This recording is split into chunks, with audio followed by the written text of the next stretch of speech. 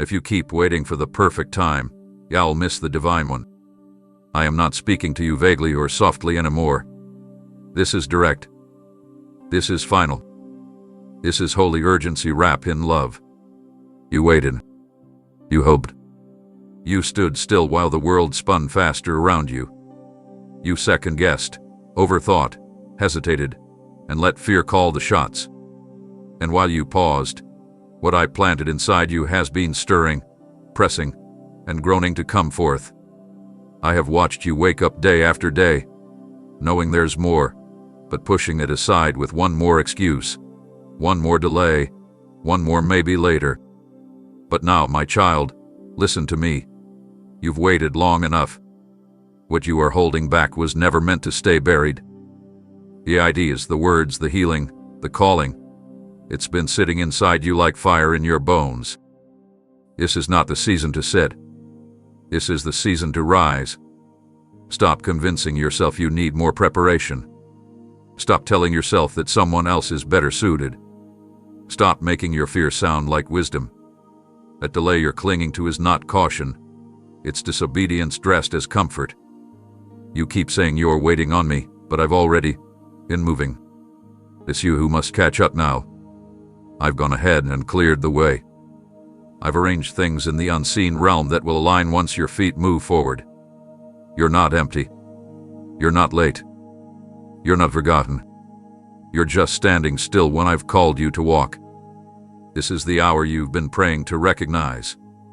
And now that it's here, don't you dare let it pass.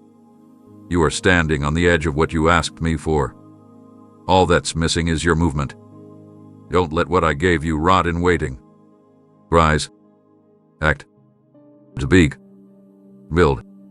Begin. Because now, not later, is when things break open. This is not just another moment. This is your turning point. This is your divine launch. This is the day where heaven demands your yes. There is no more time to waste. Every hesitation is celebrated in hell, but heaven calls you forward now. There is a war happening around you that you cannot see, and the greatest strategy of the enemy isn't to destroy you in one blow. It's to distract you with subtle delays. The adversary doesn't need to take your passion if he can convince you to wait. He doesn't need to remove your gifts, only convince you they aren't ready yet. You've been under the illusion that stillness is safety, but I see the trap being set behind your comfort. While you stall, the enemy is planting seeds of doubt, fear, regret, and hesitation all around your mind. He whispers that you're unqualified, unwanted, incapable, or invisible. But I'm not whispering anymore. I'm declaring. I'm pushing you forward. I'm not going to let you be lulled into another season of endless what-ifs. That assignment I gave you is time-sensitive. The blessing tied to it is ready for release. But it cannot flow if you stay stuck in your hesitation. Your forward motion is the very thing that breaks demonic cycles in your bloodline.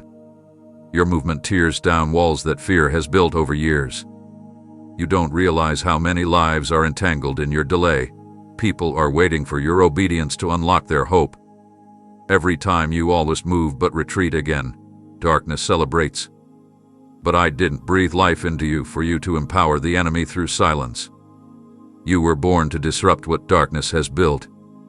You were born to scatter every demonic assignment just by stepping into your calling. There's too much at stake for you to stay frozen. The longer you delay, the heavier the lies become. And the enemy knows that. But I'm calling you to fight back by moving forward. Forward is your warfare. Obedience is your victory. And when you rise in response to my voice, hell trembles. You are not too broken. You are not too behind. You are not too late. What you are is chosen. What you are is needed. What you are is a divine weapon I have shaped with my own hands. The world needs your voice, not your silence. The world needs your action, not your overthinking. I've already covered your steps with grace, but you must take them. Don't let your doubt delay the destiny I handcrafted for you. I know you're afraid. I know you wonder if you'll mess up. But that's why I'm going ahead of you. I don't need your perfection. I need your movement. I will sharpen your direction as you go. I will make crooked things straight when you choose to walk. I'm not forcing you. I'm calling you. With power, with urgency, with divine fire that will not be quenched. You are not too small to shake nations. You are not insignificant in my eyes. But as long as you believe the enemy's voice more than mine, you will stay locked in a prison of delay. It ends today. I break that delay in my name. I silence that inner critic. I rebuke every lie that told you to sit when I called you to stand. This moment is sacred. This is more than a message, it's a summons. A commissioning. An awakening. I am reaching through the noise to call you back to purpose. There is fire on this word. There is movement in this moment. And this is me, your Savior, your Shepherd, your King, not requesting but commanding you to go. I will not let the enemy write the final sentence of your story. I'm reclaiming it now. Because you belong to me. And I'm not done with you. So don't you dare stop now. There is no time to waste. And as you stand still, time keeps unfolding without your agreement. The very things you cried for during long, sleepless nights, the breakthroughs, the healing, the open doors, are now circling above you, waiting for your response. You've asked me again and again, when will it happen? But you haven't noticed how much of what you begged for has already been released, hanging in the atmosphere, waiting to be claimed. What I ordained for you wasn't sent to chase you down forever. There are moments when heaven aligns perfectly with your movement, and if that moment is missed, the wait begins again. I know you think you're being cautious, but in reality, your pause has begun to cost you. Not because I'm punishing you, but because your delay resists my timing. I gave you visions so you would chase them, not place them on dusty shelves of someday. Each time you ignore that inner pull, something shifts out of place. I send opportunities with instructions, but they aren't meant to be analyzed forever. They are meant to be responded to with boldness. This is why frustration has settled in your soul, not because I denied your request, but because you didn't act when I nudged you. My answers often arrive disguised as moments that require faith, not full understanding. But when you freeze, waiting for guarantees, you slow down the arrival of what was supposed to meet you mid-stride. The window of alignment narrows the longer you second-guess. I'm not trying to pressure you. I'm awakening you to truth. Destiny is not passive. It moves with your choices. I will never force you, but I cannot override your decisions either. What hath been loosed in the spirit waits to be unlocked in your steps. It doesn't land in laps. It responds to trust. I have seen you grieve delays that could have been avoided. I've watched you mourn over doors that were open but untouched. My heart aches with you, but I cannot stop the process of time. I redeem, yes. I restore, absolutely. But my restoration doesn't erase the fact that certain things are missed when action is withheld. What was meant to blossom can wither when it is not watered with obedience. You cry for acceleration, but you reject motion. You ask for miracles, but you avoid participation. My child, the river of blessing flows forward. And unless you step into the stream, you will only see it pass by. Those dreams in your heart aren't waiting to be granted. They're waiting to be activated. You already have the permission. You already carry the authority. I've placed within you more than enough to begin. Each second spent questioning your preparedness is another second that distance grows between you and what you desire. You've been standing in the same place, hoping answers will fall like rain. But the rain falls on those who plant. And planting requires movement. Don't keep letting what you wanted drift further out of reach because you're afraid of getting it wrong. I'm not seeking your flawlessness. I'm watching for your faith.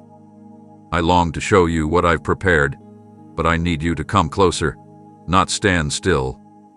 The spiritual realm is shifting quickly, and hesitation has consequences now. This is not a warning to scare you. This is me reaching out so you don't miss what you've cried for. I am a God of mercy, but I am also a God of seasons. and the season is shifting again. If you don't walk now, you'll have to wait for the next wave. You've waited long enough for results. Don't sabotage them through indecision. You don't need more confirmation. You need to remember what I already said. Go back to the last instruction. Honor it. Move with it. Because everything you asked me to do is still available, but it's moving. And if you don't catch it now, it won't wait forever. Don't look back later and wonder why it didn't arrive. I said it. But it needs your yes to land. There is no time to waste. I've seen the way you've looked at the days passing by, wondering if I've turned away because you didn't move when I first whispered. But hear me, I have not withdrawn my love. My mercy doesn't expire with time. My compassion is not dependent on your speed. I haven't counted your stillness as rebellion. I haven't mistaken your silence as rejection. I know the war inside your heart, the wrestling between wanting to please me and fearing you'll fall short. I know how often you've stared at the assignment and whispered, "What if I'm not enough?" I know how your thoughts have cycled through worry, guilt, comparison, and confusion. But I'm not here to scold you. I'm here to lift you. I'm not stretching out my hand in anger. I'm reaching to restore. I see the parts of you that long to obey but feel paralyzed by the unknown. And that's why I'm speaking again, not to condemn you for the pause, but to awaken you from it. You weren't meant to build your home in hesitation. You weren't created to settle into the waiting room of fear. I didn't design you to live halfway between purpose and passivity. What you've been feeling lately, that restlessness, that sense that something is unfinished, that's my spirit stirring the gift inside you again. That's not pressure. That's invitation. You don't have to explain why you waited. I know every layer of your story. And still, I say get up now. This isn't me giving up on you. This is me proving that I never did. I'm not demanding perfection. I'm offering redemption. I'm not tallying your failures. I'm declaring that your next step holds more power than every step before it. This is your moment to come out from under the weight of hesitation. This is your moment to stand up in strength again. I am not limited by how long it took you to say yes. I can still do more in a short window of obedience than you imagined in years of delay. But you must come. You must decide that this is the moment. That this is the turning point. Not because it's convenient, but because you sense me calling. The weight of my love is not meant to burden you. It's meant to fuel you. I've been beside you even in your waiting. I've been patient, but I am not passive. My nature is movement. My spirit flows. My glory advances. And I invite you into that rhythm again. You don't need to make up for lost time. You only need to surrender the time you have left. Bring me what remains, and I will multiply it. Bring me your surrender, and I will rebuild what fear tried to delay. You are still in the story. You are still chosen. You are still equipped. Everything the enemy told you about missed chances was a lie meant to trap you in regret. But I am rewriting the timeline when you trust me again. I am making all things new, not someday, but now. All of heaven is standing in attention, waiting for your next move. The angels assigned to your calling have not been reassigned. They are still ready. The anointing placed on your life has not dried up. It has been preserved for this exact hour. I don't just restore lost years, I launch you from them. I redeem delay by making your comeback impossible to ignore. You don't need to explain yourself to the world. You only need to respond to me. And I say this with complete clarity and love. You have stayed here long enough. Come out of hesitation. Come out of uncertainty. Come out of guilt. I am not angry. I am pulling you forward. Let your delay end with this decision. Let your purpose awaken by your willingness. Let the rest of your life be marked by movement, not memory. There is no time to waste. That burning you feel, that unshakable sense that you were meant for more, didn't come from your emotions. It came from me. I breathed it into you long before you recognized it. I embedded a divine urgency in your soul that no distraction could permanently silence. It's why certain things can't satisfy you anymore. It's why you can't pretend to be comfortable in places that no longer carry your assignment. That fire isn't random, and it isn't a burden. It's a divine signal that you've outgrown the season of sitting still. You feel it in your restlessness. You feel it in your discomfort with old patterns. That fire was never meant to stay contained. It was given to guide you, to stir you, to keep you from falling asleep in a world that's moving rapidly toward its final moments. You weren't made to blend in. You weren't made to waste days chasing empty approval. I didn't form you with such detail, such care, only for you to live in the shadow of hesitation. The flame I've placed within you is not common. It's sacred. It's not noise, it's my voice echoing through your soul. And it is rising now because the clock is not slowing down. While others are distracted, you are awakening. While many chase noise, you've been marked to carry clarity. I've entrusted you with sensitivity to what others ignore. That is not accidental, that is responsibility. The reason you felt pressed, stretched, pulled, and stirred lately is because you're carrying something that must be released soon. I am increasing the intensity within you, not to overwhelm you, but to remind you that you were made to ignite change. A divine discomfort isn't punishment. It's preparation. It's my way of refusing to let you settle. I will not allow your gift to be buried under fear. I will not let you talk yourself out of what I designed you to do. You are not ordinary. You are not replaceable. You are not late, but you are on a divine countdown. I'm fanning the flame now. I am stirring it stronger, and that is why your peace will only return when you respond. You can't quiet this fire with distractions. You can't silence it with compromise. Nothing will extinguish this assignment except disobedience, and I know you didn't come this far to turn back now. This fire will guide you. It will give you boldness. It will help you say no to what used to tempt you. It will show you where to go, what to do, who to let go of, and what to stop hiding. My spirit is not just whispering, it's roaring within you.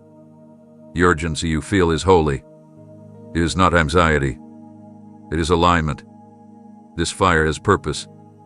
It is fuel for the journey ahead. It will not let you go back to small thinking.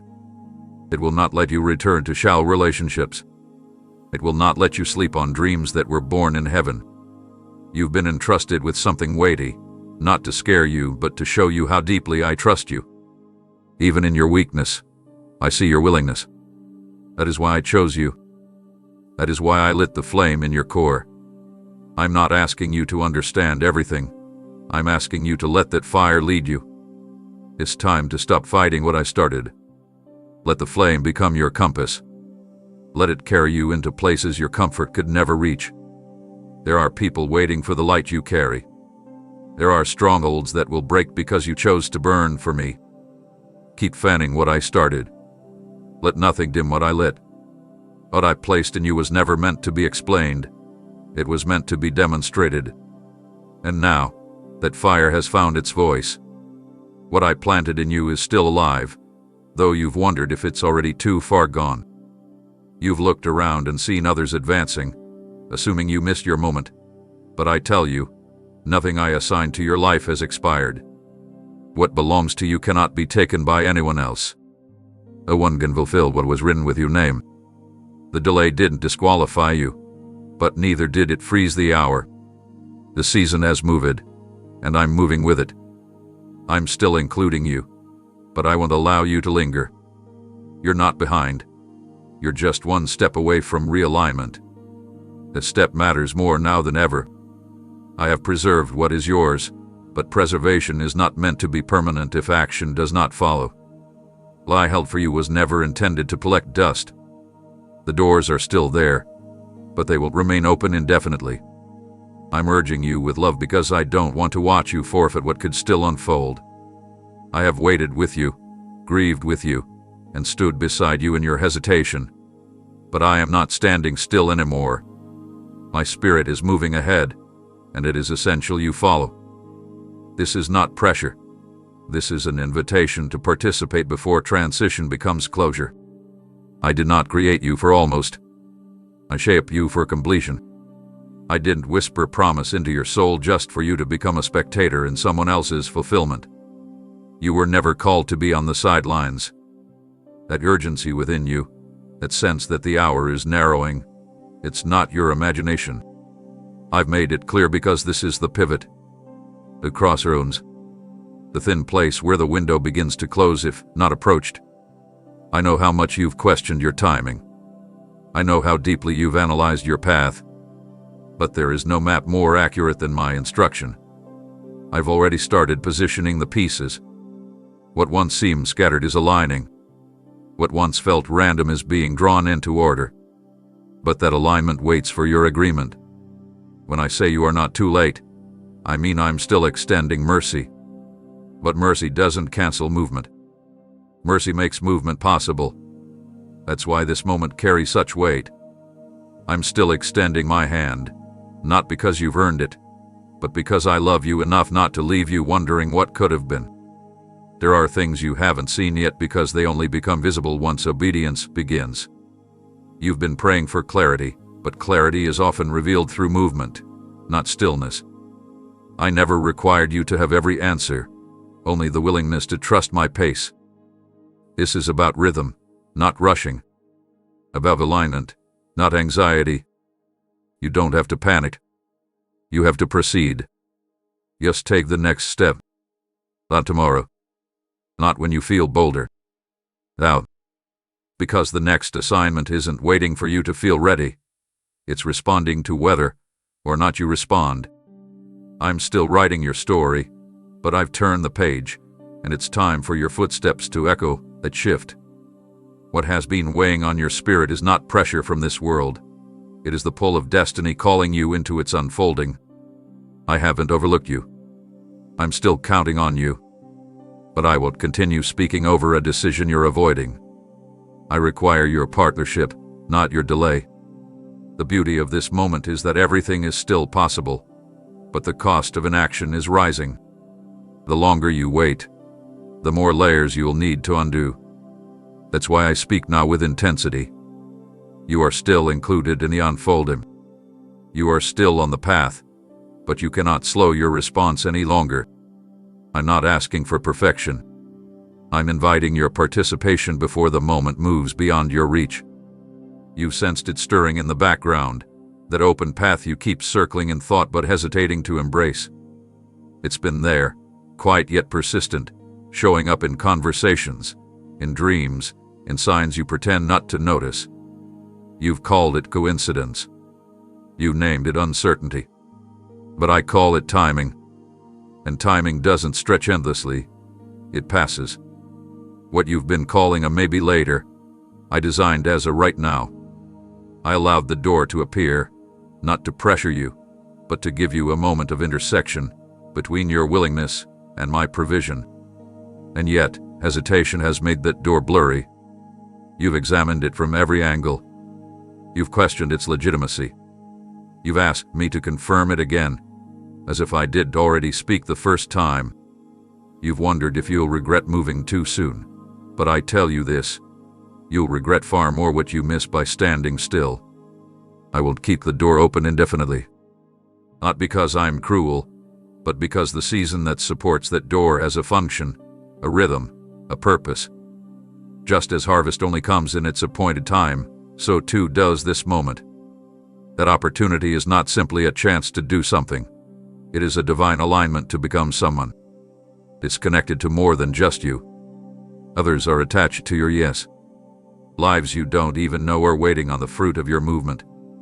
Your obedience is the seed that activates what I've arranged beyond your sight. When you hesitate, you don't just pause your progress. You hold up a chain reaction I orchestrated through you. You've told yourself that waiting is safe. But I ask you, is it really safety if what I planned is passing by while you analyze it? The cost of this opportunity isn't money, status, or ability. It's favor. Cure. Raw faith that says yes before all the answers are clear. You've cried for me to open something real. This is it. It's not disguise. It's not hidden. But it's not standing still either. The door you see today is moving forward in my timing. If you don't step toward it soon, it won't be where you last saw it. I don't say that to strike fear. I say it to awaken urgency. Because I love you too much to let you miss what I designed for your hands. What you hesitate to pursue, someone else is praying to be entrusted with. I'm not looking for the most skilled. I'm looking for the most surrender. And I place that open door in front of you because I know what's inside you. You don't have to be the best. You just have to be brave. Your delay is not based on unworthiness. It's based on overthinking. And overthinking has begun to smother the courage I placed in you. The opportunity wasn't meant to intimidate you. It was meant to awaken what's been lying dormant. You were never supposed to feel ready. You were supposed to feel me. And I've been nudging you, whispering truth, lining things up, softening the way. But I will not carry you through what requires your step. I gave you vision. I've poured insight. I've stirred conviction. But none of that matters if you refuse to respond. Doors don't open and stay waiting forever. I exist for movement. I designed this one to open only when you draw near, not just to the door, but to me. Don't let fear have the final word. Don't let doubt define your direction. What you've been unsure about is the very thing I've been preparing. Not every detail will be clear, but clarity isn't your confirmation. Peace is. And I've already placed that peace within you. Trust it. Walk with it. This invitation is sacred. And while I will never stop loving you, I will not keep windows open that are meant to be seasonal. This moment is not random. It is appointed. But it is also passing. You are not stuck. You are standing before something that only your obedience can unlock. Walk now, while the opening is still before you. I have gone ahead of you, clearing obstacles that once seemed immovable. What you thought would take years, I have already shifted in an instant. What looked impossible has been reshaped under my hand. I didn't ask you to open the way. I only asked you to step through what I've already made possible. This is not a journey that begins in your strength, but in your surrender. I didn't call you to forge your own entrance. I already carved it out with purpose. Yet still you hesitate, waiting for further signs when I've already unveiled the path. You ask me for one more confirmation, hoping the light will get brighter, but the light is already enough for your first step. I do not exaggerate when I say the opening is present. It is real, tangible. It is not a concept or a distant hope. It is right in front of you, waiting for action to meet faith. And here's the truth you must face. I won't push you through what I created for your agreement. I honor your will, but I also honor my timing. I've already done what you cannot. The divine setup has already happened behind the veil. I've changed minds. I've aligned people. I've positioned resources. The invitation is active, but your participation is essential. You cannot keep standing outside what's meant to house your destiny. The threshold is here, but you must cross it. I gave you the permission long ago. The delay is no longer about readiness. It's about decision. You've stood here long enough, looking in, wondering what it might feel like to live within the fullness I designed. And I tell you, what waits on the other side isn't just a new season. It's a transformation. Not only will your surroundings shift, but so will your capacity. But you must enter. I've placed favor on the path. I've gone before you in spirit. Odd movement must come from your feet. I don't ask for a leap. I ask for a step. That first motion changes everything. You'll see how quickly things unfold the moment you stop resisting. Doors were made to be crossed, not admired. And this one, this precise one, wasn't given to anyone else. It bears your name, your purpose, your assignment. You're not a stranger to it. You were born for it. And yet, fear has tried to hold your foot in place. I see how many times you've started and stopped. I've watched you rehearse the breakthrough instead of walking into it. But I say to you again, I have already opened it. What more do you need? My voice still echoes from the beginning, go. I'm not demanding your perfection on the other side, only your willingness to trust me in the crossing. This threshold is not just about a new task, it's about who you become by entering it. As long as you stay rooted in indecision, your spirit remains divided. But once you choose to follow, things that once confused you will begin to make sense. Pravi and means obedience. Clarity follows courage, and answers come in motion. I never promised ease, but I did promise presence. You will not walk through alone. I will be with you, before, during, and beyond the doorway. But my presence does not replace your choice, and that choice is what you must make now. The atmosphere is ready. The shift has begun. The current is flowing. You have watched others pass through their openings, and I have celebrated them. Now I call you to your own. Do not linger where movement is required. Do not analyze what I have already affirmed. The open door is not symbolic. It's real. Step forward. Now. You've believed that standing still would keep you protected, that if you just waited long enough, the uncertainty would fade and the fear would leave. But what you haven't seen is how stillness, when prolonged without obedience, begins to erode the very foundation of your calling. It doesn't seem like damage at first. That's the danger. It's quiet. It's comfortable. It gives you the illusion of control. You feel like you're being careful, when in reality, you're being contained. The longer you hold back, the more vulnerable your spirit becomes to distractions that weren't designed to carry weight. While you sit trying to preserve comfort, purpose quietly begins to starve. The enemy doesn't need to destroy your dreams with violence. He only needs you to choose delay enough times until your passion fades on its own. That is the slow decay of calling, when good intentions replace divine action. I never ask you to make everything perfect. I ask you to trust me. Yet you've made comfort your compass and silence your shield. But safety doesn't live in stillness. It lives in surrender. My presence doesn't wait behind your fears. It walks on the waters of risk. You weren't created to retreat every time the future looks uncertain. You were made to step out, knowing my strength will sustain you even when nothing else does.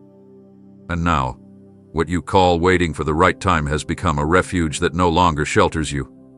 It confines you. It keeps you circling the same thoughts, same doubts, same rehearsed fears, convincing yourself you're preparing when you're really stalling. Every day you stay and delay, the momentum I released around you begins to shift elsewhere. The window remains open, but what was once full of movement begins to grow still, not because my will changed, but because your refusal to act has caused things to settle. I don't punish your hesitation, but I also don't pause eternity while you wrestle with your worth. I've already told you what to do. I've already gone ahead. And now, if you do not act, the delay becomes a barrier instead of a buffer. The more you delay, the harder it becomes to hear clearly. Not because I stop speaking, but because the noise of delay grows louder with time. You begin to hear doubt as logic, fear as wisdom, and hesitation as protection. That's the subtle trap, when delay disguises itself as discernment. But I've never called you to hide behind endless processing. You know enough to begin. You have what it takes to move. I will not keep explaining to you what I've already made clear. This isn't a matter of confusion anymore. It's a matter of courage. And courage doesn't come when things feel safe. It comes when your spirit answers me over your emotions. I am not calling you into chaos. I'm calling you into clarity. And clarity begins the moment you obey, not the moment everything is certain. You can't keep asking me for fresh revelation when you haven't acted on the last instruction. The longer you delay, the more distorted your vision becomes. And I want you to see again. I want you to walk again. I want you to remember that the safest place is never in control, it's in communion with me. Your stillness might feel familiar, but I am not found in places where obedience has been postponed. I dwell in movement, in trust, in risk that is anchored in my presence. You've asked me to protect you, and I will, but not by letting you stay where growth has stopped. You're being called out, not to be exposed, but to be expanded. What you feared stepping into is the very thing that will rescue you from what's been slowly draining your joy. Don't let delay convince you that you're being wise when all you're doing is avoiding the next level of surrender. I am here, and I am speaking. But I will not speak endlessly to a heart that refuses to respond. It's time to act, because what you've delayed has begun to cost more than you realize. How many more signs must appear before you recognize my hand in them? You've pleaded for answers, unaware that they've been surrounding you daily, in the conversations you overhear, the verses that seem to find you, the quiet nudges in your spirit that refuse to leave. These weren't coincidences. They were coordinated by me, each one placed deliberately, like whispers on your path, guiding you toward what you already sense deep within. But instead of moving, you've treated these confirmations as suggestions. You've asked again, not because you didn't receive direction, but because you feared stepping into it. Your request for clarity has turned into a method of delay. But I know your heart, and I see that it's not that you don't know what to do. It's that you're afraid of what your obedience will cost you. You've said, just show me again, hoping that somehow a fresh sign will make the risk feel easier. Yet I've already flooded your life with enough proof to stir 1,000 beginnings. There comes a point when more signs don't bring peace. They breed passivity. I'm not silent. I've been speaking through everything around you. The timing, the circumstances, the conviction, the unshakable pull. I even let things become uncomfortable where you are now, because I love you too much to let you stay where growth has stopped.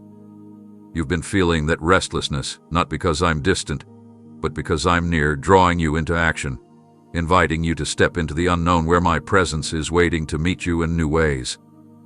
You say you're uncertain, but if you trace the moments, you'll see that I've been consistent. My voice may not always sound like thunder. Often, it arrives as alignment.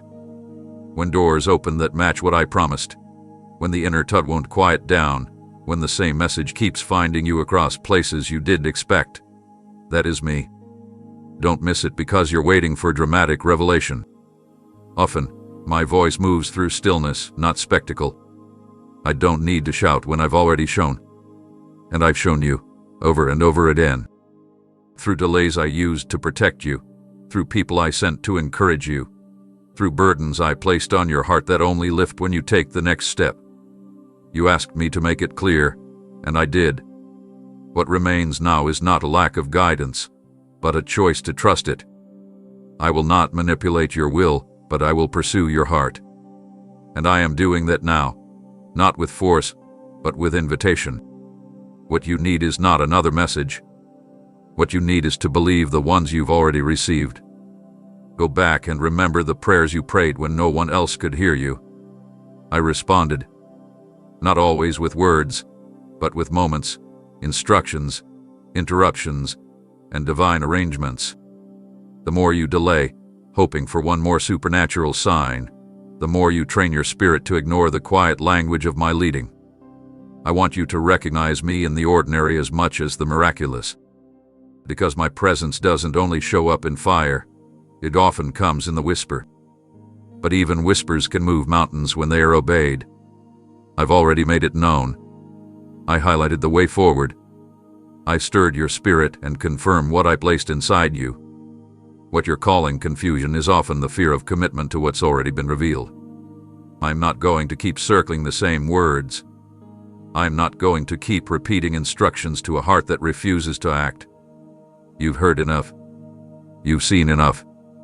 You've known enough. What remains now is obedience, not answers. And obedience is what unlocks what I've reserved for this next place I'm calling you into. I haven't gone silent.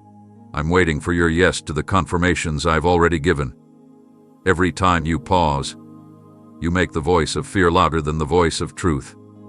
But you still have the ability to reverse that, to silence fear by responding in faith, to take what I've shown you and move forward like you believe me. There's a line between what I've promised to carry and what I've asked you to choose. I have never turned away from your struggle. I've never abandoned you in moments of overwhelm. Even when the waves felt like they would pull you under, I stood nearby, steady, watching with both mercy and expectancy. My love is your anchor, but I did not call you to remain adrift while holding it. I offered you strength, not so you would stay in the storm, but so you would move through it. You begged me to intervene, to rescue you from uncertainty, yet you continue to cling to the very fears I came to break. I've extended my hand, but it won't lift you unless you choose to rise. I don't force growth, I nurture it. But growth requires effort. Movement. Faith. You can't stay in the shallows, hoping for deep revelation. You can't expect peace while refusing to walk into what's been prepared. You keep asking me to shift your situation, but I'm asking you to shift your posture. You believe I'm with you or not? Do you trust what I've spoken, or are you waiting until everything is guaranteed before you act? Faith never flourishes in comfort. It's tested where risk meets trust. You say you want breakthrough, but every time I bring you to the edge of transformation, you hesitate. Not because I failed to prepare you, but because you still think you're too fragile to follow through. You've convinced yourself that waiting protects you from pain. But what you don't see is how stillness can become its own kind of suffering. Subtle, quiet, numbing the strength I planted inside you. I will let the waters overtake you, but I also won't drag you forward. I move in partnership with your yes. I will surround you, guide you, uphold you, but I will not swim on your behalf. You were made to move with me, not be carried without effort. The same voice that calms the sea is calling you forward. I gave you authority to tread on what once terrified you. But authority must be activated, not admired. You spent so long fearing failure that you stopped trying altogether. You imagine worst-case endings without realizing that inaction has already started writing one. You keep asking me to rescue you from fear, but I gave you tools to stand against it. I covered you in grace. I filled you with my spirit. I lit the fire of purpose in your chest. And still, you hold back, waiting for the moment when it won't feel risky. That moment won't come, because purpose always requires courage before comfort. The water will never feel fully safe. But I am not calling you to the water for danger. I am calling you there for destiny. It is there that you will meet the version of yourself that fear tried to silence. It is there that your true authority will rise. And when you step, even trembling, you'll find I've been waiting just ahead. I never expect you to move perfectly. I only ask that you move honestly, with a heart that trusts my presence more than it fears the unknown. You will not be alone in the deep, but I cannot make you leave the shore. That is your decision. I will not override it. I won't shout over your resistance, but I will keep standing in the waves, arms open, calling you to trust me, even if your knees shake. You were never made to live a half-built life. There is more, and it's waiting beyond where your feet have stood. The rescue you want is not outside you, it's within you. I placed my breath there. Now let it carry you forward. The current of purpose is strong, but so is my grip. I will not let you sink, but I won't swim for you either. You must choose to move. Standing still may feel like you're protecting something fragile, but what you're actually doing is allowing momentum to slip through your hands. Life isn't waiting for your perfect timing. The clock doesn't pause for indecision. While you're caught in hesitation, assignments are shifting, people are searching, doors are swinging open and then closing again. The world around you keeps evolving, and the calling I placed within you was designed to move with it. If you remain stuck in pause, eventually what once fit you will no longer hold space for your potential. The terrain is changing, and the longer you stay where I once called you, the more foreign my current direction will feel. Neutral may seem like a safe position, but it leaves you exposed to stagnation, to bitterness, to regret that quietly builds with each passing day. You weren't made to be stationary. You were created in my image, and I move. I breathe. I act. I declare. And I've imparted that rhythm into your being. You feel it in the discontent, in the longing, in the quiet ache for something more. That's not disappointment. It's dormant purpose reminding you it's still waiting. The path ahead hasn't disappeared, but it's not going to wait forever for your alignment. The longer you refuse to move, the more distorted your vision becomes. Opportunities begin to look like threats. Invitations feel like burdens.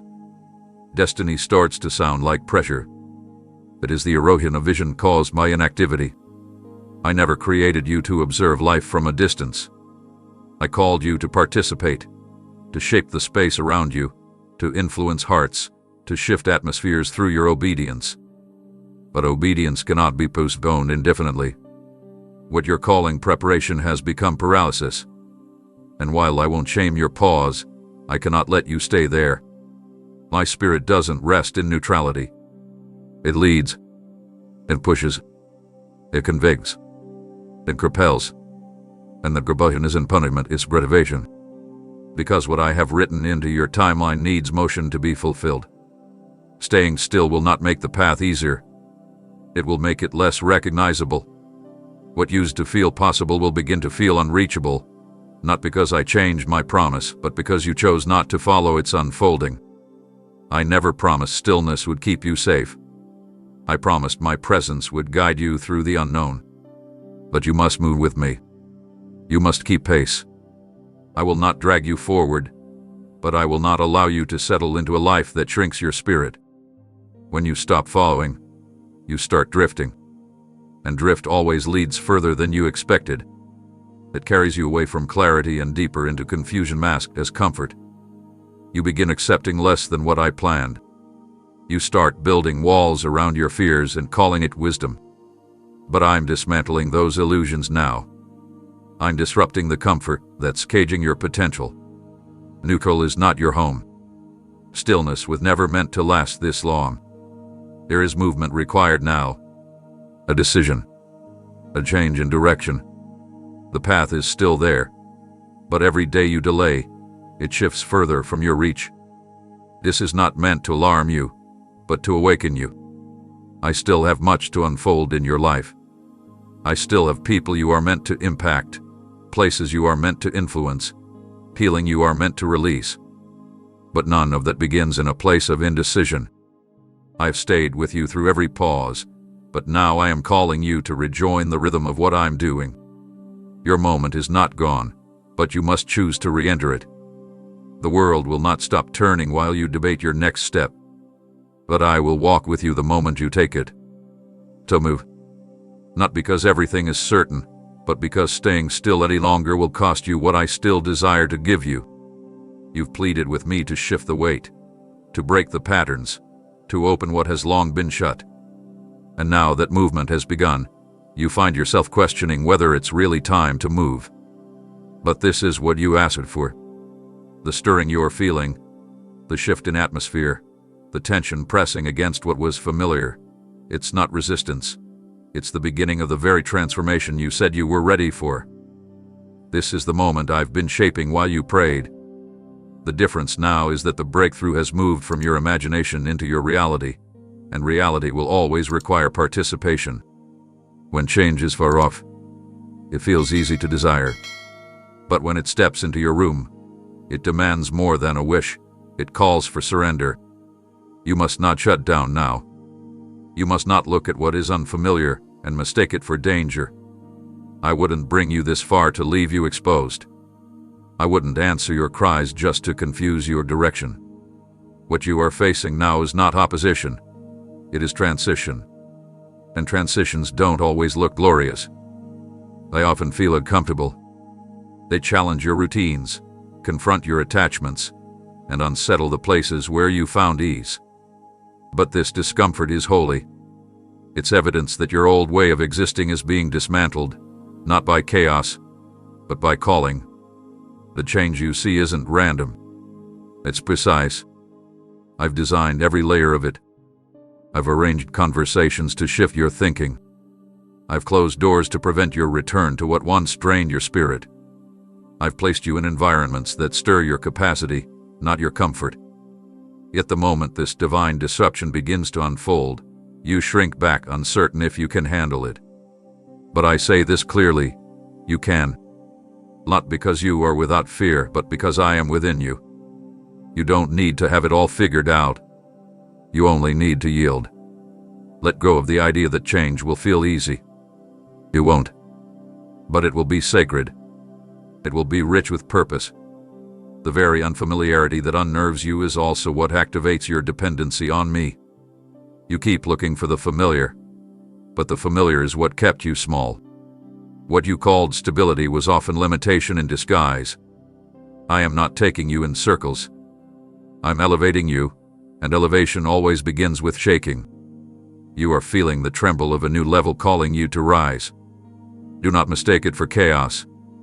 This is not a storm. This is a shift. One you prayed for. One you're ready for, even if your emotions haven't caught up to your spirit. You were never meant to be led by fear. You were meant to walk by faith, even when your knees tremble. I've been building something within you that can withstand pressure. That's why I allowed the waiting to develop roots that won't snap in moments like this. You are not fragile. You are not lost. You are not unqualified. You are becoming. You are being refined. You are stepping into alignment.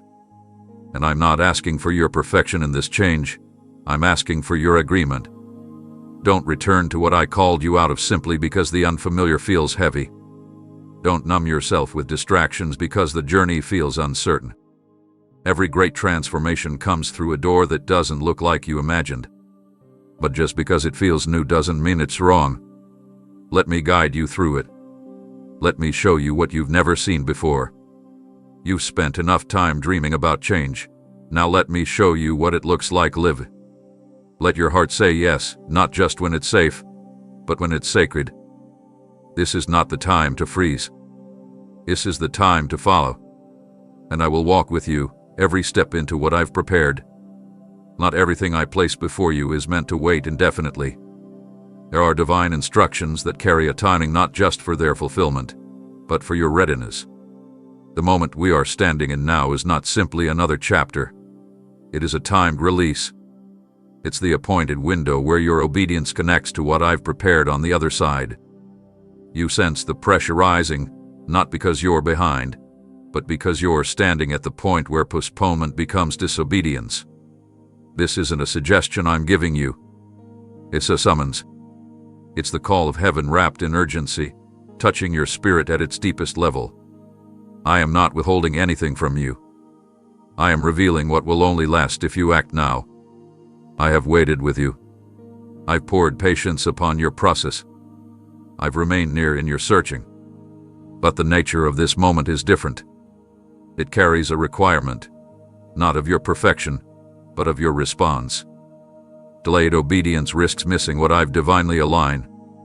You think there will always be time, but some doors I open are tied to seasons, and seasons shift. What is available today may not remain tomorrow. It is not out of anger, but out of order. I work through timing for a reason, because your purpose is not isolated. It is woven into others. It is positioned within larger movements. And if you do not move now, that alignment will continue without your participation. The opportunity will not wait for you to feel brave. It will not remain paused for your doubts to dissolve. I love you enough to be honest. This assignment has a window, and you are standing at the edge of it. I've orchestrated people, moments, resources, and clarity around you. Everything is in position, and now I am waiting on you. You've asked me for confirmation. You've asked for peace. I've given them both. And now what remains is trust. I never meant for your calling to be a source of torment. But torment begins when instruction is avoided. What should feel like peace starts to feel like pressure when you resist the movement required. I am calling you now, not casually, but deliberately. The weight in your spirit is not anxiety. It's the echo of heaven urging you to step forward before the hour passes. This isn't something you can reschedule. It's not something you'll recreate on your own timeline. The clarity you have now is evidence of how close the shift truly is. I did not bring you to this edge to watch you retreat again. I have guarded your path up to this point so you would arrive here prepared, even if you don't feel it. Everything I planted in you is now reaching toward light, toward completion, toward release. If you turn back now, the roots will ache. The vision will feel heavy. And it's not because it's wrong, it's because it wasn't fulfilled when it was supposed to be. I don't want that for you. That's why I'm speaking so clearly. The timing matters. The response matters. The courage matters. I know it's costly. I know you're afraid of doing it wrong.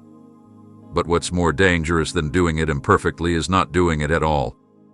You don't need the full map, just your next move. You don't need applause, just alignment. What matters now is that you recognize this isn't another gentle nudge, this is your moment. This is what everything has been preparing you for. If you wait any longer, the very atmosphere around you will begin to shift. I don't want you to witness someone else step into what was formed for your hands. I don't want you to live wondering what might have happened if you had said yes. This assignment is yours, and the time is now. Not because you're being rushed, but because the door is open, and it will not stay that way forever. You felt the intensity rising, and that's not by accident. I've been speaking to you for a while now, through gentle whispers, through quiet nudges, through inner stirring that would not let you settle. But this moment requires more than subtle reminders. That's why my voice is pressing deeper, reaching places in you that have long been closed off, shaking you from patterns of delay you no longer have the luxury to entertain. I am not calling just for your attention. I am calling for your full engagement. The hour we've stepped into is weightier than before. What once could be delayed without consequence now carries a ripple effect that touches others beyond your sight. The alignment I'm orchestrating needs your presence, your yes, your willingness to act now, not eventually. This urgency isn't me trying to push you into fear, it's me pulling you into destiny. I've spoken softly in the past, but now, I am raising my voice within your spirit, not to overwhelm you, but to break through the layers of doubt and indecision that have lingered for too long. You've learned how to recognize my voice. Now you must learn to respond the moment it speaks. The hesitation you once justified as caution is no longer appropriate for what's being released in this season. There are people who need what I've placed inside you. There are atmospheres that shift when you step into the room. There are chains that break when you walk in alignment with me. But none of that happens if you continue to mute my voice behind your own questions. The time for wondering is over. The moment for weighing options has passed. You're not being rushed. You're being reminded that when heaven calls, it's not random. I do not speak without purpose. I do not stir hearts without reason. I do not call names without intention. And I'm calling yours with clarity now because what I'm unfolding demands your participation. This is not like before. You're not in the same place you once were. The urgency you feel isn't spiritual pressure, it's spiritual acceleration. I'm increasing the volume of my voice because you've matured past the stage of needing to be led by signs alone. I'm teaching you to walk by recognition, to know my tone, to feel my pull, to respond without needing the environment to be perfect. You've been trained for this moment. You've been stretched, refined, tested, and now, I am calling your name, not as a reminder of your past, but as a summons into what's next. You cannot stay seated in a moment that calls for rising. You cannot keep rehearsing what I already confirmed. I am calling your name now so that the noise of the world won't drown out the direction of the Spirit. Your spirit has already heard me. That's why the tug inside you won't let go. That's why you can't fully rest when you ignore it. That's why certain distractions don't satisfy anymore. I'm awakening your awareness, increasing your sensitivity, and speaking with more intensity, because the time to act is not far off. It is now. Don't wait for my voice to grow softer again. Don't wait for circumstances to align perfectly before you decide to respond. When I raise my voice, it's because the moment is rare, holy, significant. Not just for you, but for those connected to you. Your name is being called louder, not because you failed, but because you're still chosen. Your window hasn't closed, but it's narrowing. That's why I'm speaking in a way you can no longer brush aside. I'm not repeating past instructions. I'm initiating new ones.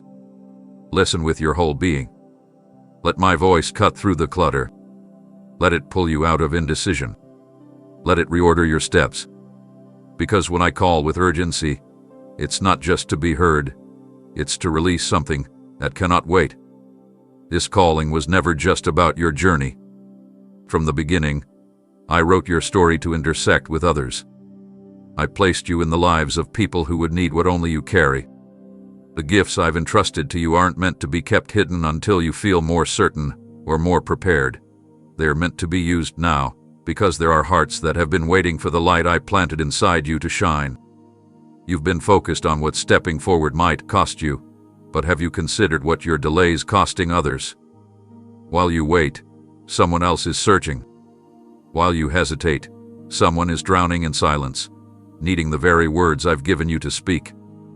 You may not see their faces or know their names, but I do, and I've positioned you as part of their answer. You've prayed to be used. You've asked me to make your life matter. And this is how that happens, not through the stage or the spotlight, but through surrendered obedience in this moment. I am not asking you to save anyone. I'm asking you to show up where I've called you, to walk with intention, to serve with courage, to move with compassion. Because there are doors that only open when you knock. There are atmospheres that only shift when you enter them. I've been weaving you into something greater than your own story, and the next thread cannot be pulled through until you respond. This is bigger than you feel ready for. I know. But you were not chosen because you were fearless. You were chosen because you were willing. You carry experiences, lessons, scars, and victories that someone else is trying to understand. You have lived through storms that are still confusing someone else. And I want to take your testimony and turn it into a lifeline. That's why the weight on your spirit has grown heavier. That's why you can't shake the feeling that something needs to change. It's not about pressure. It's about purpose. I am awakening the awareness within you that what you've gone through was never meant to be wasted. It was meant to become wisdom. You've asked me why you walked through what you did. This is part of the reason. I'm redeeming your pain by using it to reach others who wouldn't listen to someone who never bled the way they did. But if you don't speak, if you don't move, if you don't step into what I've prepared, then the chain of release breaks, and the enemy rejoices in the silence. There are breakthroughs being held back, not because I haven't made them available, but because the vessels I assigned to carry them are waiting for convenience. You are one of those vessels, and I've given you more than you realize. You keep thinking you need more time, more strength, more proof. But what you need is already within you, buried under layers of overthinking, hidden beneath the fear of being misunderstood, tucked behind the lies that told you your voice doesn't matter. I break those lies now.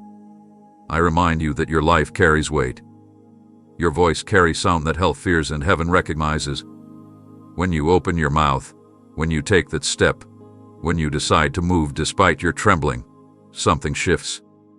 Chains begin to break. Clarity begins to rise. Healing begins to move. You're not being sent out empty-handed. I've equipped you. I've prepared you. And I've appointed you not just for personal growth, but for kingdom impact. There are lives hanging in the balance, not to burden you, but to show you the depth of my trust in you. You're not being asked to fix the world. You're being asked to respond, right now, where you are, with what you have. I've already made a way. Now I'm asking you to step into it, knowing that your obedience activates more than your own breakthrough. It unlocks freedom for those connected to your purpose. Everything you need to walk into what I've asked is already prepared, but it remains waiting for your agreement. I have not called you to move alone. I have not sent you without support. The weight you feel when you think about stepping forward does not reflect a lack of power.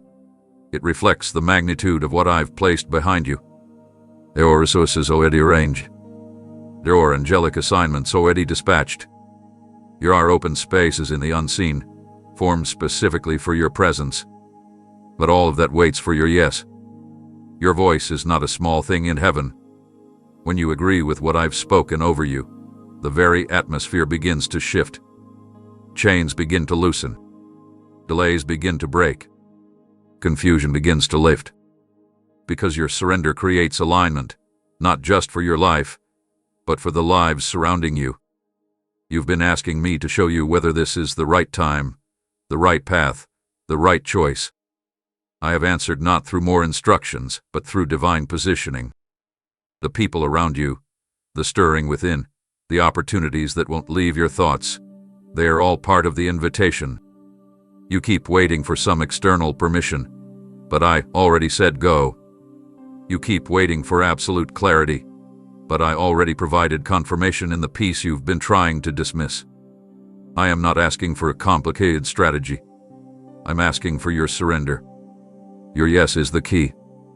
Not just a partial agreement, not a conditional one, but a full, trusting yes that opens the floodgates of what I've already established in the spiritual realm. When you hesitate, heaven doesn't stop loving you, but it does pause its movement through you. Because I won't force my will into a heart that remains uncertain. I value your willingness. I honor your process. But I also created you to co-labor with me, not resist me.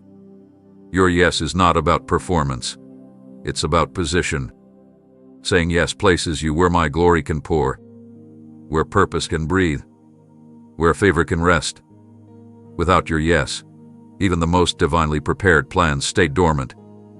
I'm not waiting for a perfect version of you to show up. I'm not expecting flawlessness. I'm looking for partnership. I'm looking for a heart that says, even if I don't feel ready, I'll go because I trust you. That's the yes that heaven responds to. That's the yes that causes doors to swing wide. That's the yes that silences every accusation, every delay, every internal hesitation. It's not about what you feel. It's about what you believe. You believe I've called you. You believe I'm with you. Then say yes with your life. Let your decisions echo it. Let your steps mirror it. Let your voice carry it. Not a quiet yes reserved for safe places, but a bold one that announces your alignment with me. And when you say it, really say it, all of heaven begins to move in harmony with your declaration. You are not stepping into the unknown. You are stepping into the fulfillment of what I've already seen. What you call future I have already walked through. What you fear, I have already conquered. Your yes is not a risk, it is a return. A return to the flow of the divine design I spoke over your life before you were even formed. The design is waiting, and the only barrier between you and its unfolding is the hesitation to say what your spirit already knows. So let your heart be open. Let your resistance melt. Let your fears fall behind you. Say yes, and watch how quickly the ground beneath you begins to respond. Watch how things start to make sense, not all at once, but step by step. Say it with conviction. Say it with resolve. Because when you say yes, truly, wholly, fearlessly, nothing in heaven or earth can block what I've prepared to meet you in motion. The moment your heart comes into full agreement with what I've asked of you, things begin to unlock that were never moved by effort alone. You spent time trying to organize, prepare, fix what's broken, and make everything fit before saying yes fully. But what you need to realize is that your full surrender is the ignition. It isn't the reward for your hard work. It's the beginning of everything I've already arranged to flow through your life. I've been waiting for your surrender not because I lack power, but because I designed this to be a partnership. You cannot experience the depth of what I've ordained until your inner resistance crumbles completely, and what remains is a heart that says, yes, no matter what it looks like. Yes, even when it costs. Yes, even if it's misunderstood. So many things you've been praying for are already available, but they move when your will bows to mine. And surrender is not weakness. It's the strongest thing you can do. It means you've stopped fighting me with your logic. It means you silenced the voice of fear. It means your faith has outgrown your excuses. I didn't bring you this far to leave you tangled in analysis. I've led you here to teach you that the deepest breakthroughs don't come by knowing more. They come by letting go. What you cling to for control becomes the very thing that blocks the release I'm trying to give. I've been asking for all of it, not because I'm trying to take something from you, but because I want to free you from the burden of carrying what was never yours to manage. True surrender is when you stop managing outcomes and start trusting my voice. It's when you stop delaying obedience until everything makes sense. It's when you stop negotiating with the part of yourself that's still chained to comfort. I see those parts. I know how hard they've been to release. But the freedom that awaits you on the other side of letting go is far greater than the false safety of staying in control. You've reached the edge. The next step will be powered by your planning. It will be fueled by your yielded spirit. I'm not asking for more striving. I'm asking for your release. The kind of release that says, I don't have to know how this ends. I just need to know you're leading me. The beauty of surrender is that it repositions you. It places you under the full covering of my guidance. You no longer move on your own. You move with me. And when you walk with me, resistance doesn't stop you. It strengthens you. When you surrender, delays don't discourage you. They train you to trust. When you yield your entire will, you're no longer vulnerable to the manipulation of the world, because your direction doesn't come from external validation. It comes from internal conviction.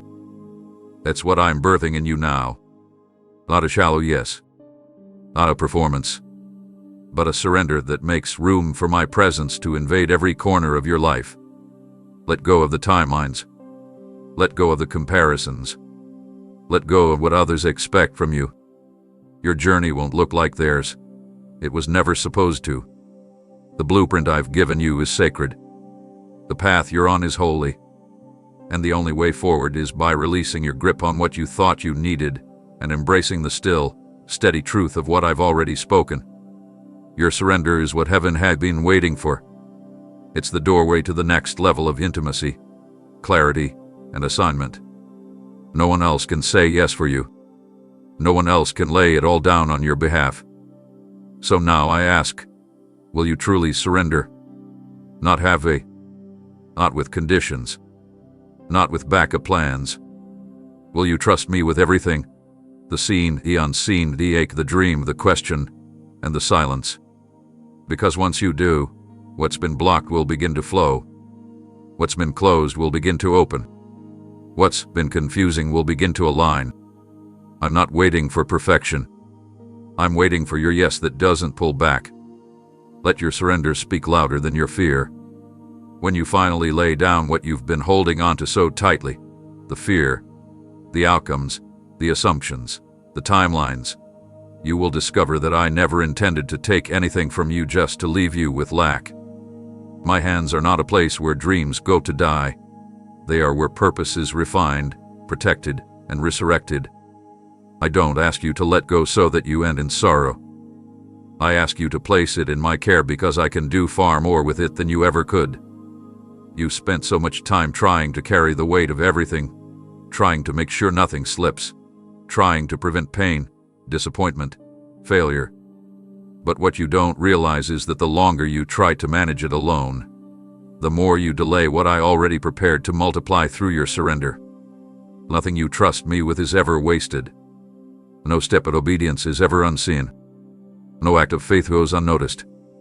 When you offer me what you value most, you give me permission to sanctify it, to strip away what was driven by fear and strengthen what was born of me. I'm not asking you to sacrifice your dreams. I'm asking you to give them back to the one who offered them in the first place. Some of what you're holding has become heavier than it was ever meant to be, not because it's wrong, but because you've carried it alone. Even good things become burdens when they are kept outside my will. Even holy desires begin to bend under the weight of striving if they are not continually laid at my feet. This is the moment I'm asking you to release control, not in weakness, but in boldness, to take what you've been guarding and place it into my authority. Because once it's mine, it no longer has the power to drain you. Once it's mine, it's under my protection, my timing, my refinement. You've been afraid of loss, but I'm trying to bring you increase, not always the kind the world celebrates, but the kind that changes generations. But that increase starts with trust. What you release today creates room for what's next. If your hands remain full of the familiar, how can you receive what is new? I'm not asking you to abandon wisdom. I'm teaching you to trade worry for faith. You'll know you've truly given it to me when your heart begins to breathe again. There are things I've placed in your life that will only activate once you've removed your grip from the outcome. You don't need to force what I already said will happen. Your job is not to prove your calling. It's to walk in it, open-handed. I have seen the nights you've wrestled in prayer, the days you've questioned if what you hoped for would ever come to pass. I have watched your private obedience, your quiet tears, your unseen sacrifices. And I want you to know, I've been gathering every piece. None of it is lost. None of it is overlooked. Every moment of trust, every breath of surrender has been building something you've yet to see. I don't waste faith. I don't ignore submission. I breathe on it. So give me what's in your hands. Not just the difficult things, but also the dreams you cherish. Give me your plans, your worries, your strategies, your questions. I can hold them all. And not only can I hold them, I can transform them. I can take what feels delayed and make it flourish in an instant. I can take what you thought was broken and use it to bless more people than you imagined. But I won't force you to hand it over. I wait for your trust. And when you give it freely, with no strings, no backup plan, no silent expectations, then you will see what it means for heaven to invade your journey. You'll witness how I bring beauty from ashes and resurrection from what others called finished.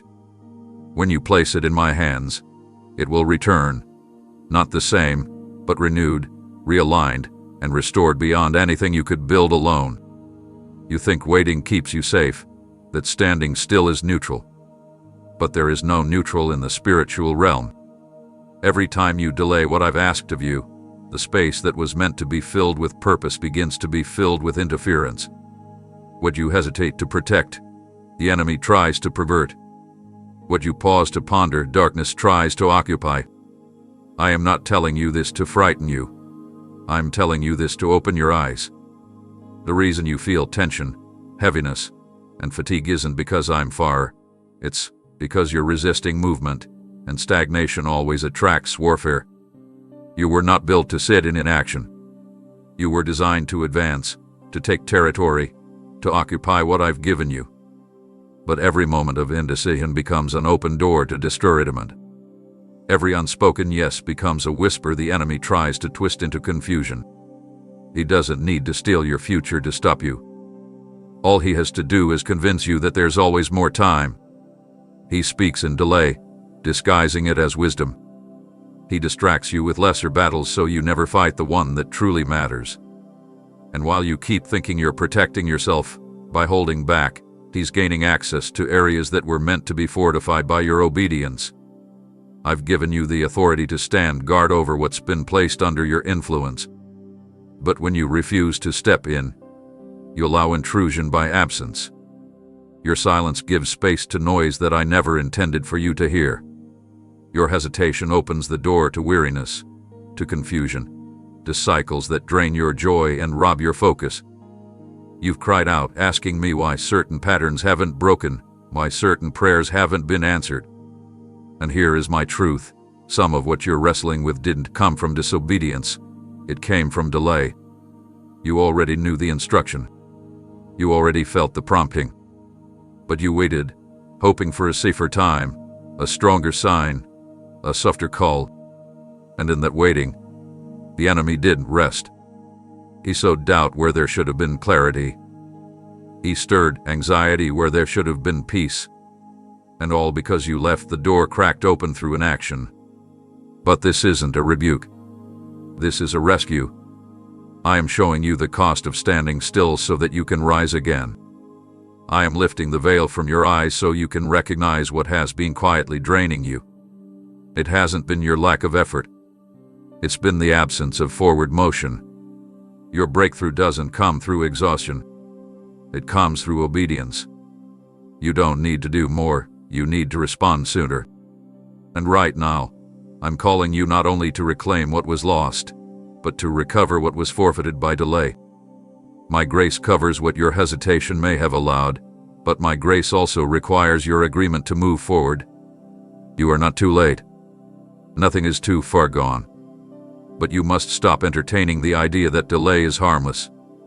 Every time you know what I'm asking and still resist it, your spirit grows a little quieter, and your clarity grows a little thinner. This is why I'm raising my voice within you now, not because I'm angry, but because I won't let you lose what was meant to grow. I'm reminding you who you are, what you carry, and why this moment matters. Your purpose is not passive. Your assignment is not idle. It is alive, and it is waiting for you to take your position again. The enemy fears your movement. That's why he fights it so hard. He doesn't fear your questions. He fears your decision. He doesn't fear your worship alone. He fears when your worship turns into action. He doesn't fear your gifts. He fears your obedience. And right now, all of heaven is ready to back you the moment you take that step. But that step can't wait. You've seen enough. You've heard enough. Now you must act, not to earn my favor, but to defend what's already yours. Reclaim your ground. Shut the doors that delay has opened. Silence the voices that have crept in during your pause. You are not defenseless. You are simply being reminded of your role. Hit others. Stand firm. Advance. You've been standing in the tension for so long that you started questioning the very identity I gave you. When movement slows and noise surrounds you, it's easy to start absorbing false narratives, whispers that tell you you're behind, that you're no longer qualified, that you've missed too much to matter now. But I want to remind you, your value was never tied to your pace. Your worth has never been measured by how quickly you obey, or how visible your progress appears to others. I called you before you even took your first step. I knew your weaknesses, and still wrote your name into my design. A delay didn't delete your calling, but it has tried to distract you from it. And now, I'm confronting that lie. The enemy's strategy hasn't been to destroy your purpose outright. It's been to wear you down until you stop believing you have one. To exhaust you with doubts. To stretch the waiting long enough that you begin shrinking your vision. You've started adjusting your expectations downward, not because I told you to, but because delay has convinced you to settle. And I need you to see how this tactic works, not to shame you but to free you. When you start agreeing with delay instead of my voice, your focus blurs. You begin identifying with your current position instead of your eternal assignment. But I haven't changed what I spoke over you. I haven't altered the blueprint just because time has passed. I don't operate on your clock. I operate through my word, and my word concerning you still stands. The problem is not your calling. It's the erosion of your confidence. You've begun to look at yourself through the lens of what didn't happen, instead of through the promise of what still can. You replay old attempts, wondering if your moment already passed. But I am here to declare again, your moment didn't expire. It's been preserved. And now, I'm not just calling you to step out. I'm calling you to remember who you were before the waiting wore you down. Remember when you used to believe without hesitation.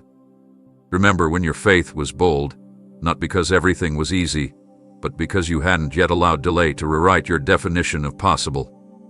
That version of you still exists. The fire didn't die. It's been buried beneath layers of discouragement. But I'm breathing on those embers again. I'm igniting what's been dormant. And I'm calling you to rise, not just into activity, but into identity. I didn't call you a follower just to sit in silence. I called you my vessel, my mouthpiece, my warrior, my witness. Your circumstances don't determine those names, I do. And I do not change. I am not reevaluating you because of lost time. I'm restoring what delay tried to take. Your clarity, your voice, your boldness, your trust. So lift your head. The lie that says it's too late is breaking right now. The shame that says you should have done it earlier is being silenced by grace. The fear that says you're not the same person anymore is being confronted by truth. You are still mine. I still delight in you. I still believe in what I planted inside of you. I still intend to finish what I began. But I need your agreement. Not agreement based on how you feel. Agreement based on who I am. If I haven't changed, then neither has your place in this story. Get up with a renewed mind. Speak from a restored heart. Move like you know your name again. The delay didn't define you, but your next decision will. Will you rise with the authority I've given you? Will you stand, not in reaction to fear, but in response to who you truly are? Because when you walk in the fullness of your name, delay loses its grip, confusion loses its power, and heaven begins to release everything that's been waiting for your return to identity. You've grown weary, not only from the battles you've faced, but from the weight of expectations you've placed on yourself. You've tried to keep going while feeling empty, tried to remain faithful while privately wondering how much longer you can carry this call. I've seen it all. The internal fatigue, the quiet surrender behind your silence, the days when your strength felt like sand slipping through your hands. You haven't lost your faith, you've just been running on reserves. And now, I want to do more than just refuel you. I want to remake you from the inside out. This isn't about pushing you harder. I'm not standing over you with demands. I'm standing beside you with compassion, speaking life back into the areas that have been drained by the waiting, the wondering, the unseen battles no one else understands. You've learned how to endure, but I never intended for endurance to be your only mode. You were made for joy in the journey, not just survival in the process. I am the one who gives power to the faint and increases strength to those who have none left. And right now, that's exactly what I'm doing, not by giving you more tasks, but by restoring your inner foundation. You've been asking me to open doors, but before I do that, I'm opening wells within you. I'm bringing up the reserves of trust you thought were gone. I'm awakening the courage you thought was buried. You've equated stillness with weakness, but I've been using the quiet to stabilize what once shook easily. This is not wasted time. This is the recalibration of your spirit. I'm resetting your posture so you no longer move from pressure, but from peace. The world wants you to rush. I want you to rise, slowly, steadily, from a place of strength, not panic. You've built walls to survive, but I'm breaking those walls to strengthen you. What felt like protection has become a prison, and I'm setting you free, not just to do more, but to live whole. Your exhaustion is not a flaw. It's a signal, and I've answered it with grace. You don't have to fake strength anymore. You don't need to pretend everything is fine just to keep pace with expectations I never placed on you. You only need to be present with me. Let me breathe on what's been dull. Let me stretch what's been stiff. Let me soften what's been hardened by time and tension. The strength I'm giving you isn't shallow motivation. It's deep-rooted endurance that flows from connection with me. When you abide in me, I infuse your spirit with resilience that doesn't collapse under pressure. I teach you how to rest without quitting. I show you how to move without striving. This is the kind of strength the world cannot offer. It doesn't come from adrenaline or applause. It comes from being rooted in truth, from being reminded that you don't have to carry your calling alone. Let me show you what real strength looks like. It's not loud. It's not always fast. Sometimes it looks like whispering yes when everything inside you says to hide. Sometimes it looks like showing up when no one notices. Sometimes it's choosing to believe again after disappointment. That is the strength I'm building in you. Steady, holy, unshakable. And from this place, you'll begin to move again, not because you're being pushed, but because you've been made whole. You'll speak with clarity, not from force, but from overflow. You'll rise, not with exhaustion on your shoulders, but with purpose in your step. This rebuilding isn't punishment. It's preparation. I'm preparing you not just for activity, but for longevity. You've asked me to take you far. Now I'm giving you the roots to go the distance. No more short bursts of energy followed by collapse. I'm forming a foundation in you that will last. The work ahead isn't light, but you won't carry it the way you used to. Your strength is being renewed, not replaced. I'm restoring the version of you that moves with me, not ahead, not behind, but in rhythm with my grace. There were moments you mistook my silence for absence. When things didn't move the way you hoped, you questioned if I'd withdrawn. When your prayers were met with stillness and your steps led to unfamiliar terrain, you began wondering if I'd forgotten you, skipped over you, or chosen someone else for what you once carried so passionately in your heart. But I want you to know, I never left. I never stopped watching. I never stopped holding every part of your journey with deliberate care. What felt like abandonment was actually adjustment. What looked like delay was me reworking what was unstable beneath the surface. You asked me for acceleration, and I gave you anchoring. You prayed for doors to open, and I began shaping the foundation that would allow you to walk through them without crumbling. You thought I wasn't listening, but I was responding in ways your heart couldn't yet perceive. I saw the cracks in the ground you were about to build on. I saw the pressure waiting on the other side of your yes. And because I love you deeply, not partially, not temporarily, but eternally, I stepped in to rebuild you first. Not to punish you, to protect what I've placed in you. You're not being sidelined. You're being secured. You're not being disqualified. You're being deepened. It's easy to think my hand is removed when you no longer feel the rush, but I am not always loud when I'm moving.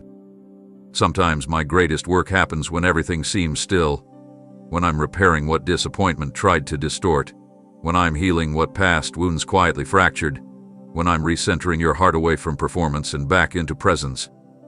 That's what I've been doing with you.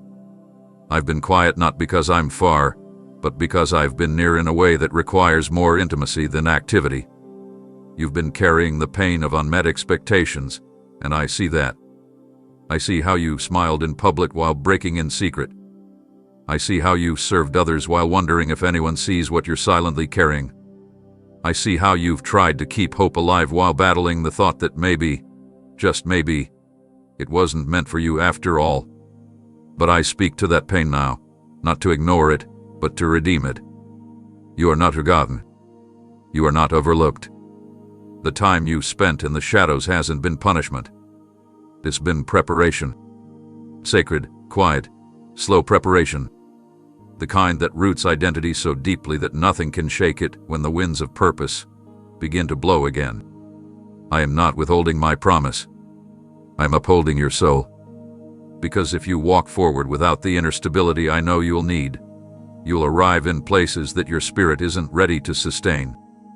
And I love you too much to let your opportunity outpace your character. I'm preparing you for endurance, not just for moments. I'm building something lasting, and what's lasting takes time. This is not me stepping away. This is me stepping in closer than you realized. I'm removing the need for applause to keep you confident. I'm taking away the illusion that visibility equals value. I'm restoring your sense of worth in my presence alone. So don't let the rebuilding make you question your place in my plan. You are still chosen. You are still called. You are still covered. But I'm not rushing this part. I'm making sure that when I launch you, you don't break halfway. You won't collapse under pressure. You won't be shaken by criticism. You won't fall back into doubt. Because when I rebuild, I reinforce.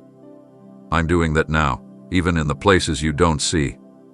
And when I say it's time, you'll walk forward not with hesitation, but with holy confidence, the kind that only comes from a season of hidden strengthening in the hands of the one who never let go of you.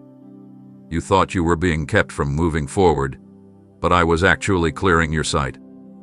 There's a difference between being stalled and being sharpened. I wasn't placing obstacles in front of you. I was removing the illusions that would have led you astray. The cloudiness you felt wasn't me hiding the way. It was me cleansing your perspective so you could see what truly matters. You asked for direction, and I answered by quieting distractions. You prayed for purpose, and I responded by stripping away attachments that couldn't follow you into the next season. What felt like restriction was really revelation, given not all at once, but layer by layer, so your heart could absorb what your eyes would soon witness. Clarity doesn't always come in the form you expect. Sometimes it's found in the silence when everything else fades. Sometimes it's born in the disappointments that show you where not to return. And sometimes it arrives slowly, like light rising through fog, revealing pieces of the bigger picture as you continue trusting me with the steps you can't yet see. That's what I've been doing. I've been refining the way you look at me, at yourself, and at the assignment I've placed before you. You needed a clearer lens, not just to see where to go, but to understand why I'm sending you there in the first place. You've been so focused on the external signs, the open doors, the opportunities, the confirmations, that you almost missed the internal work I've been doing. Because real vision doesn't begin with direction. It begins with alignment. I've been realigning your motives, your expectations, your understanding of what success really means in my kingdom. I had to clear the fog of comparison. I had to silence the echo of other voices that told you who you should be. I had to dim the lights of distraction so that you would finally recognize the brilliance of my plan, not because it dazzles, but because it endures. This refining process hasn't been punishment. It's been mercy. I didn't want you walking into what's next with distorted priorities or fractured focus. I didn't want you building on shaky ground, chasing outcomes that would eventually leave you empty. I love you too much to let you move forward half aware, half awake, half sure. I want you fully present, eyes fixed, heart aligned, spirit steady. So yes, I slowed things down. I closed what didn't match my design. I allowed pauses that forced you to ask deeper questions. And now, you're beginning to see again, not with your eyes alone, but with your spirit.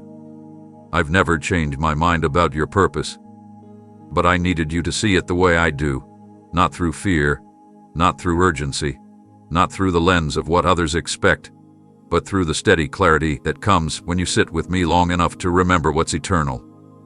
The vision I'm giving you now is no longer blurred by hurry or pride. It's no longer entangled with your past. It's coming into focus because you've allowed me to do the work within you first. And from that place, you'll walk with a certainty that doesn't need constant reassurance.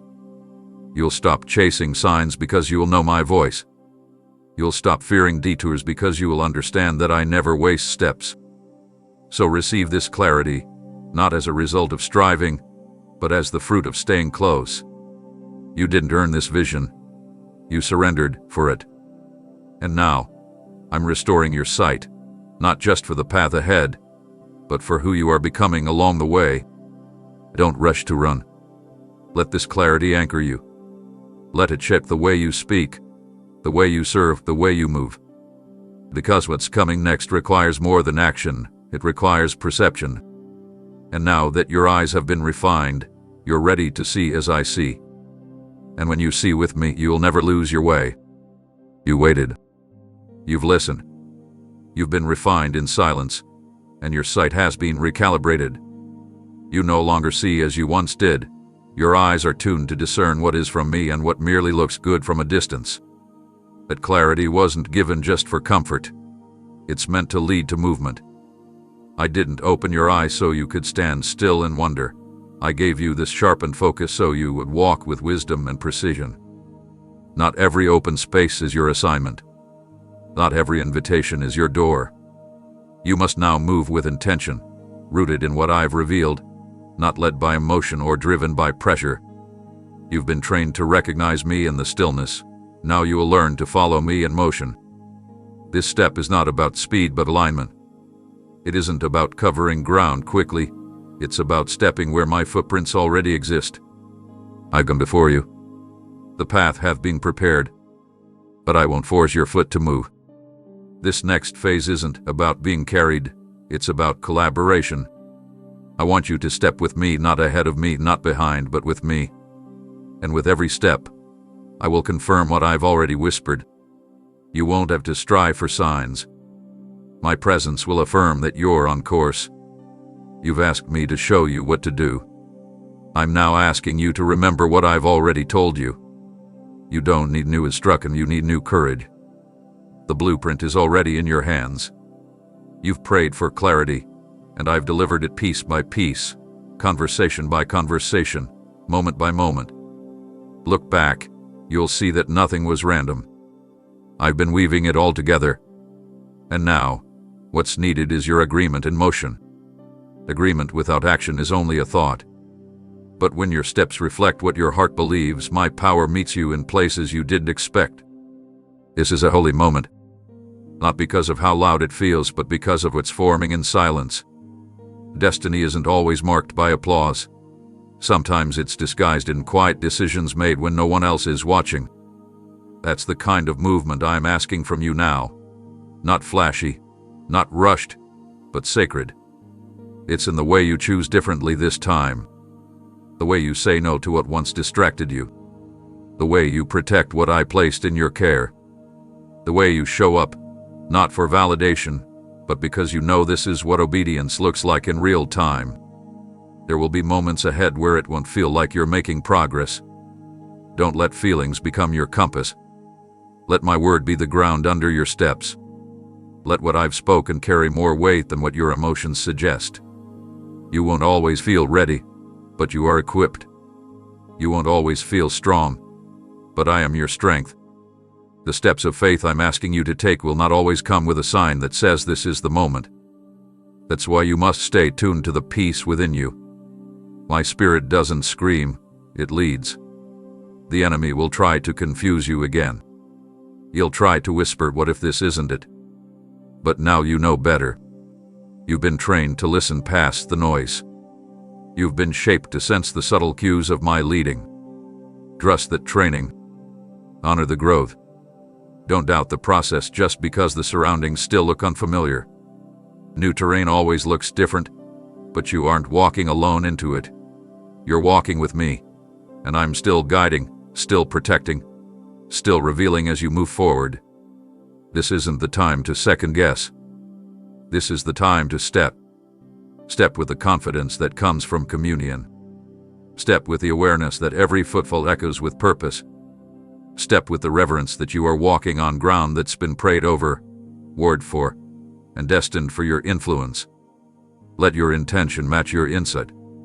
Let your action echo your clarity. Let this be the moment where vision becomes movement, and movement becomes testimony.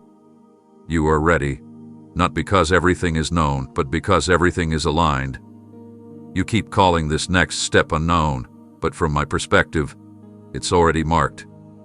You're not walking into a void, you're walking into fulfillment. What looks blurry from where you stand is already complete in my hands. I didn't create this season for you to wander aimlessly. I designed it with specificity, with people, places, moments, and opportunities that are waiting to respond to your obedience. This isn't about chance. It's about convergence. Your movement will cause what I've prepared to rise and meet you. You've been told to be cautious with what you cannot see, but I'm asking you to be bold with what I've already spoken. Every hesitation you've had, every question you've asked, every scenario you've rehearsed, I've heard it all. But here is what I need you to understand. You are not walking into a blank page. You are stepping into a paragraph I've already written. The words may not be visible yet, but they will appear as your feet hit the path. Faith was never about seeing everything in advance. It's about believing that what I authored will not vanish the moment you begin to walk it out. I'm not improvising your destiny. I've crafted it with care, and I've guarded it with precision. Now I am inviting you into alignment with what I've already secured. You've been praying for a miracle, but your miracle is not ahead of you. It's around you, waiting for your engagement. It's in the room that will open when you knock. It's in the voice that will speak when you show up. It's in the relationship that will form when you trust again. But nothing activates while you remain still. My will isn't passive. It waits for your partnership. And when you begin to walk in what I've called you to, everything I've orchestrated will respond in harmony. Provision doesn't lead. It follows obedience. And as you step, it will appear. Not always dramatically, sometimes subtly but unmistakably. This next part of your journey isn't dependent on how much you understand. It's anchored in how much you trust. Trust doesn't need perfect clarity to move. It simply needs assurance of who is leading. And you know who's leading you. It's me. The same one who held you through the night, who whispered when you almost gave up, who carried you when you couldn't carry yourself. I've not led you this far to abandon you now. What's ahead has already been framed. You just haven't walked into it yet. But I need you to stop acting like it's all a risk. Obedience is never a gamble when it's rooted in my word. You've asked, what if I get it wrong? But I ask you now, what if you've been right this whole time and just afraid to believe it? What if all the waiting wasn't a pause in your story, but the building of your strength? What if the tug you feel right now isn't pressure, but permission? You keep scanning for a signal when I've already given you the green light in your spirit. Peace isn't always loud. Sometimes it's the calm that remains even when your thoughts try to stir a storm. Listen to that stillness. It's my confirmation. You're not behind. You're right where you need to be to begin. The assignment hasn't passed you. The moment hasn't closed. It's here. And as you take this next step, not just in thought, but in real, visible, surrendered action, the spiritual realm will shift around you. You'll see signs that could only come from my hand. You'll witness connections you couldn't have made. You'll walk into spaces that feel familiar not because you've been there before, but because your spirit was always meant to fit there. This is what you were being prepared for, not just the step, but the awareness that I'm already in the place you're going. You will walk into isolation. You'll walk into fulfillment. I've been setting the stage for your arrival. Now it's time to move forward like you believe it. Arriving is not enough. Stepping into the place I've shown you is only the beginning. Now, I am calling you to become fully invested in what I've placed before you. Not halfway. Not with one foot in and the other still tangled in fear. Full engagement, that's what this hour demands. You've been trained for it. I've cultivated your capacity in the hidden spaces. You've been sharpened in silence. And now that you're entering what was once only a vision, I'm inviting you to inhabit it with your full heart. No more rehearsing what could go wrong. No more running mental circles around the old what-ifs. I need your hands on the plow and your eyes forward. This isn't the time for partial effort or hesitant participation. This is the moment to build, to sow, to speak, to lead, with resolve. Engagement means more than activity. It means presence of spirit. It means bringing the fullness of who I formed you to be into every step you take. You're not here to observe what I do. You're here to be a vessel I work through. There are things that will only be set into motion when you activate them. There are people who won't unlock their next level of obedience until they encounter your faith in action. You are not a spectator in this move. You are a participant. I've placed my fire in your bones, and now is the time to release it. You stood on the edge long enough. You've been faithful in the waiting. But waiting can't turn into watching. You were not called to simply witness others build what I told you to create. There is a sound, a message, a movement, a strategy, and a solution inside of you that heaven has been preparing to release through you. And now I am drawing it out, not just with words of encouragement, but with opportunities that will stretch you, challenge you, and grow you in real time. That's how I mold my messengers, not in isolation, but in motion. You may feel out of depth at first. That's normal. Growth doesn't feel like comfort. But don't mistake unfamiliarity for misplacement. You're not out of place, you're in process. Every step you take in faith shapes you. Every yes to what feels bigger than you expands your capacity. That's what engagement looks like. Not perfection, not knowing every answer, but showing up with full faith, even when you don't know how it will unfold. Let me speak clearly to your spirit. This will not work if you try to play small. You can't tiptoe through what I've called you to carry. You can't shrink to fit the expectations of others and still walk in the fullness of what I've entrusted to you. It's time to break agreement with every mindset that told you to stay quiet, to hold back, to wait for permission. I've already authorized you. I've already endorsed you with my spirit. I've already gone before you. Now I'm telling you to engage. Step fully into what I've shown you. Speak when I nudge you. Build when I guide you. Pray when I stir you. Move when I lead you. You don't need to wait for another sign. This is your instruction. You've been prepared for impact. You've been preserved for purpose. And now, the room you've entered will shift when you bring all of yourself into it. The door didn't open for you to hide in the corner. It opened so that you could take your rightful place, not out of pride, but out of obedience. I'm not asking you to force your way forward. I'm asking you to walk like someone who knows they've been sent. The heavens are watching, and the earth is waiting. Creation responds when my children take their place. And you, beloved, are not behind. You are right on time. The moment for engagement has come, and everything you need for it is already alive inside of you. This next stretch will not be sustained by moments of high passion or sudden bursts of effort. I am not calling you to burn fast and fade. I am calling you to walk with a rhythm that endures. What I'm building through you needs more than a flash of obedience. It needs steady hands, faithful follow-through, and a daily yes that doesn't rely on applause or adrenaline. Many begin with fire, but few remain when the flame requires tending. I'm forming in you the kind of strength that doesn't scream but shows up, day after day, hour after hour, when the emotion fades and only obedience remains. You've been shaped by a world that celebrates speed and spectacle, but I build with endurance. I've never asked you to impress me, only to follow me with unwavering trust. This is about staying when it would be easier to retreat. It's about choosing faithfulness over flashes of inspiration. It's about waking up each morning and asking, Lord, what would you have me do today? And then doing it, even when no one sees. Because the kind of fruit I've called you to bear doesn't grow overnight. It develops slowly, deeply, under layers of unseen consistency. There will be days when you won't feel the urgency. Don't wait for a feeling to move. Truth doesn't depend on move. What I've spoken remains, even in silence. And in those quiet moments, when there is no crowd, no confirmation, no fresh revelation, you'll find me watching how you walk. Not to judge you, but to reinforce your faith.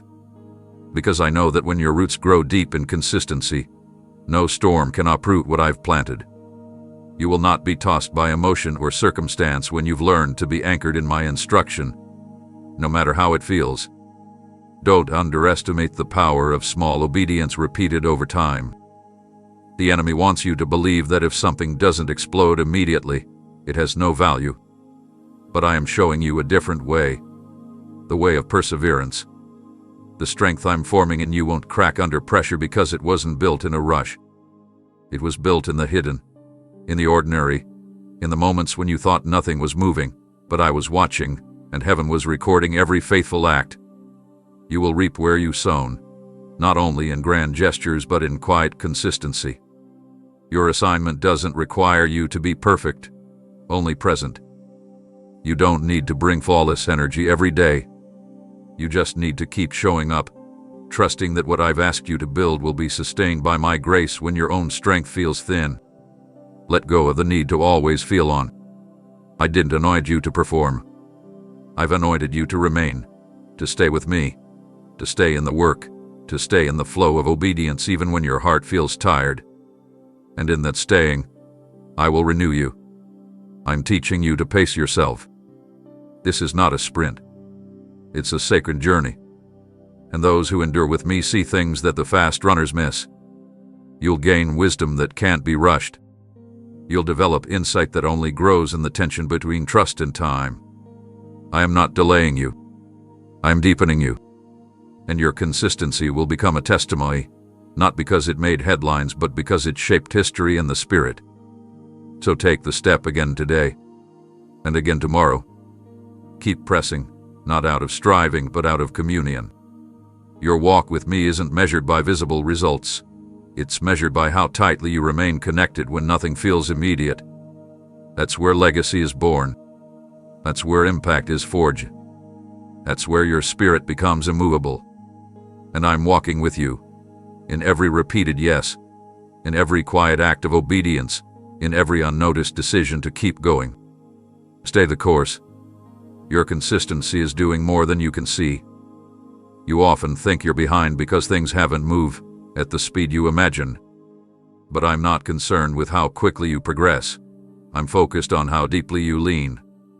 The world has convinced you that acceleration is the same as success. But I'm asking you to look at something more eternal, the posture of your heart as you walk with me.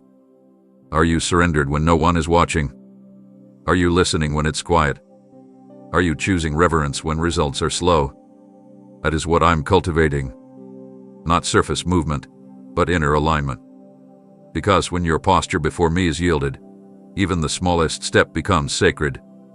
I never told you to chase pace. I called you to walk with me.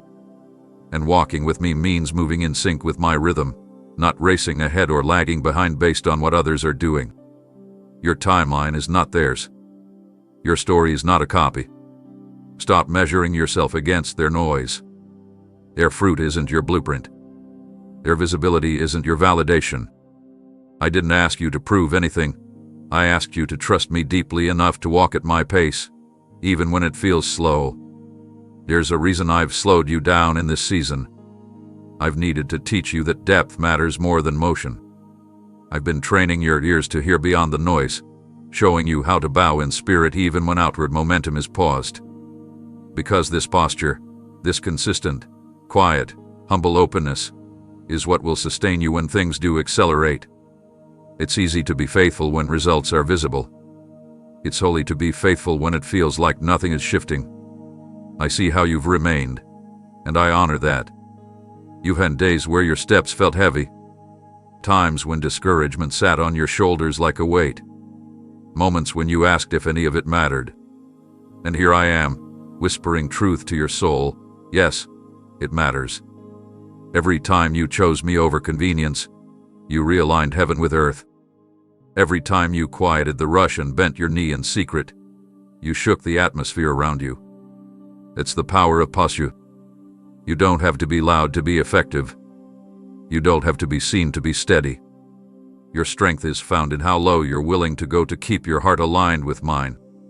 And now I'm asking you to carry that posture into the places I'm leading you next. Because favor without reverence becomes pride. Growth without humility becomes hollow. I'm not withholding elevation. I'm ensuring you're anchored before it arrives. The posture you carry now will determine how high you can rise without falling. I've seen too many be lifted before their roots were strong, and I love you too much to allow that to happen in your story. You are meant to last. You are being shaped to remain, not just appear. So fix your eyes on me, not on the finish line. Let me pace you. Let me correct your gait when you begin to drift into striving. Let me steady you when impatience whispers. Your posture will speak louder than your results. It will protect you when others rush past. It will ground you when applause fades. It will remind you that you're not in this to be noticed. You're in this to be faithful. That's what pleases me most. A heart that stays soft. A soul that bows often. A life that says, I'm yours, no matter what the world celebrates. This is not about waiting for your moment. This is about living present in the one I've given you. Carry your posture of surrender into each task, each conversation, each assignment. And watch how I breathe on it. Watch how doors open not because you forced them, but because your posture invited my presence.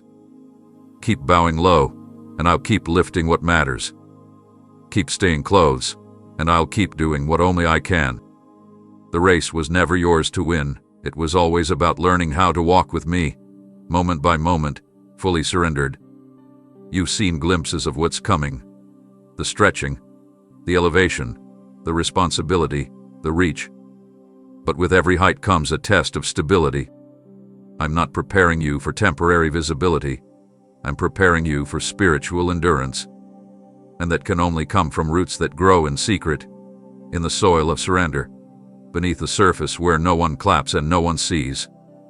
If your strength came only from applause, it would vanish when the crowd left. But I am making you unshakable, not through spotlight, but through surrender that holds fast when the winds begin to howl. I've been anchoring you when you thought I was delaying you. I've been reinforcing your foundation when you begged me to build faster. But I never rush what I intend to last. The fruit I'm developing in you must remain, not appear and fade, but remain. So I've been digging deeper, turning over soil in places you thought were settled, exposing weaknesses not to shame you, but to strengthen what would not have survived under pressure. I'm not threatened by your weaknesses. I already accounted for them. But I will not let you rise into places of influence without ensuring that the ground beneath you has been fully secured. Many crave platforms, but few ask for roots. You've chosen the better portion. You've asked me to make you steady, even if that meant staying hidden longer than expected. I saw you when you prayed for humility in the face of promotion. I heard you when you whispered, "Don't let me miss you in the success." And I've answered by building something within you that trials cannot touch and storms cannot destroy. You may not see the full extent of it yet, but you will. And when the winds rise, you'll realize you are not shaking, because I've made your roots thick with grace and drenched with truth. I know the pressure you feel, the voice that says you should be further along, the shadow of comparison that creeps in when others seem to move faster. But I remind you again, growth in me is not a race. It is a process of trust. Trust in the dark. Trust in the soil. Trust when the growth is slow and no fruit is yet visible. Roots don't make headlines, but they hold up everything that does. I've taken time with you because what I'm building will not collapse when the storms come. It will stand. And not only stand, it will give shade to others. It will provide shelter. It will feed generations. So don't despise the depth I've taken you to. I know it's been lonely. I know it's required silence, patience, and unseen obedience. But the depth was necessary for the weight of what's coming. If I let you soar without roots, the winds would carry you away. But because you chose depth, you will not only withstand the storm, you'll outlast it. You'll thrive in it. You'll grow through it. And you'll help others find their footing when they feel lost in the wind. I'm not done anchoring you, but I am preparing to build above the surface. And what will rise will not be fragile. It won't be built on hype. It will be formed in holiness. It will carry my fragrance. And you will know that every hidden day, every buried season, every private yes mattered. A storm won't break you. It will reveal what's already been secured in you. And when others wonder how you still stand, you'll point not to your strength, but to the one who buried you deep so you could rise without falling. Keep pressing. Keep allowing me to dig. The deeper I go, the greater the stability. I'm not wasting time. I'm laying groundwork for something eternal. And when the time is right, you'll see why I took such care with your foundation. You were never buried. You were being rooted. Everything I've poured into your spirit in secret, the wisdom, the discernment, the tenderness, the boldness, the capacity to carry what others cannot see, it's now pressing to the surface. You may feel it as restlessness, or a stirring that you can't explain. It's because the roots we've built in the quiet are now strong enough to support the fruit that is about to be revealed. But before that fruit becomes visible, I'm placing a divine covering over you, not to hide you again, but to shield what is still forming from premature exposure. Growth must be guarded. Not everything is ready for public view, and not everyone has the eyes to see what I'm nurturing in you. You've been so willing to give, to serve, to pour, and yet now I am telling you to pause and listen. I am not asking you to retreat, but to pay attention. Because the next thing I bring forth from your life cannot be compromised by careless hands, empty praise, or shallow distractions. It must be stewarded with wisdom. You are carrying something sacred. Not just an idea, not just a calling, but a weight of glory that has been refined through suffering, trust, obedience, and time. And the first responsibility of carrying glory is to protect it. This is the season to be mindful of where your time goes, where your words land, where your focus rests. Not because I want you to fear, but because I am inviting you into maturity. Children run with everything they are given. But sons and daughters of the kingdom know how to guard the oil they've been entrusted with. What's inside you now has the power to shift atmospheres. But if you let it leak before I send you, it will be spent on places that were never assigned to receive it. Not everyone can walk with you here. That doesn't make them wrong. It means your calling is entering a new dimension that requires new discernment. You can't explain everything to everyone. You don't have to. What I'm doing inside you will speak in time. It will speak louder than any announcement, clearer than any explanation. But for now, your role is to preserve what's being prepared. Every anointing has a womb, and that womb must be shielded from contamination. Even Jesus was hidden in Nazareth before he was revealed in power. And you, too, are undergoing a final layer of divine protection before release. You will feel misunderstood in this season, and that's part of the protection. I'm allowing certain doors to remain shut not as rejection, but as redirection. You're not missing out. You're being held in place, because where I send you must match what you carry. If you force your way into rooms I didn't open, what's inside you may be received prematurely, celebrated for the wrong reasons, stretched by the wrong people, used for the wrong gain. And so I am guarding your steps, not because you're weak, but because you're finally strong enough to carry what's worthy of covering. Let this season shape your discernment. Let it fine-tune your hearing. I'm training you not just to recognize opportunities, but to recognize what aligns with my spirit. You don't need every stage, just the right ones. You don't need every voice to agree, just mine. You don't need the world to validate your anointing. I already sealed it when no one else was watching. And when the moment comes for you to pour out what I've filled, it will not be a performance. It will be a release, pure, powerful, purposeful. So let me continue to wrap what's sacred in silence. Let me place my hand over your pace, not to hold you back, but to hold you close. The release is coming, not in a rush but in a wave. And when it flows, it won't be stopped. But until then, tend the well. Guard the oil. Nurture what I've planted. Because what overflows from you next will not just change a room, it will shift hearts and break chains. And for that kind of move, protection is not optional, it's holy. You've felt the weight of what you carry. You've lived through the crushing that produced it. The seasons where you wept in silence. The nights where you chose to believe even with trembling hands. Every trial, every unanswered question, every unseen sacrifice. I was there, collecting every drop. What you carry now is not light. It is the result of surrender under pressure. That is why I am calling you to honor it, not by holding it tightly, but by releasing it at the right moment, in the right place, for the right reason. You are not just gifted, you are anointed. And there is a difference. Gifts can be admired, but the anointing must be stewarded. And what's been placed upon your life is not common. It cannot be used for performance. It cannot be spent on platforms built by pride or ambition. It must be given as an offering, in reverence, in obedience, in alignment with my timing. Not every moment will be your moment to speak. Not every room will be your room to move.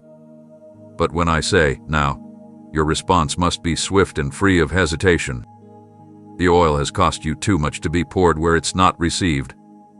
That is why I've allowed you to feel the weight of discernment rising in your spirit.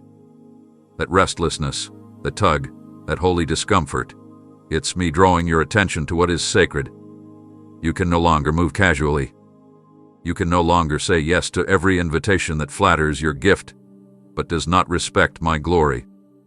I have refined your sensitivity so you would not waste what was forged through fire.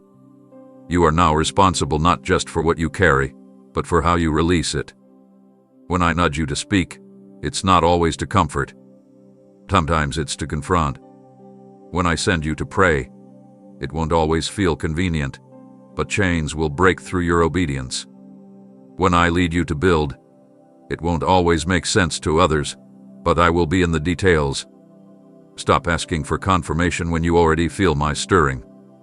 Stop hesitating when you know I've placed my fire on the inside of your bones. You were not anointed for passivity. You were not filled to remain silent. You were pressed so that the flow through your life would touch places that human hands cannot reach. But hear me clearly, this flow must be pure. Guard your motives as fiercely as you guard your message. Let the overflow of your life come not from a need to be seen, but from the depth of communion. If you pour from need, it will exhaust you. If you pour from intimacy, it will multiply. I want to co-labor with you, not just in what you do, but in who you are becoming as you do it. You are not just my servant, you are my vessel. And I pour through clean vessels, not perfect but yielded, not flawless but surrendered. That's who you are. That's what you're becoming. You are not stepping into this alone. The same hand that anointed you will guide every release. I will show you when to hold back and when to press forward. I will show you who is ready to receive and who is only drawn by the shine, but not the weight. You don't need to worry about who understands you. Just stay close to me. Let me lead, and I will make sure the oil touches where it was always meant to flow.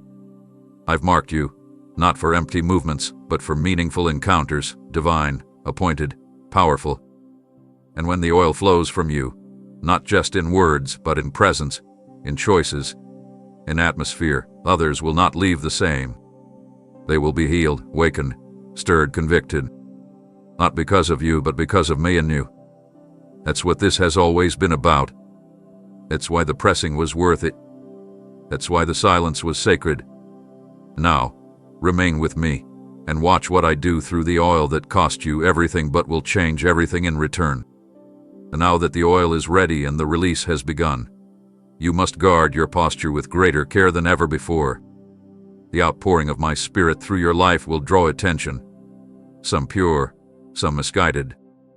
But I need your heart to remain unmoved by the noise.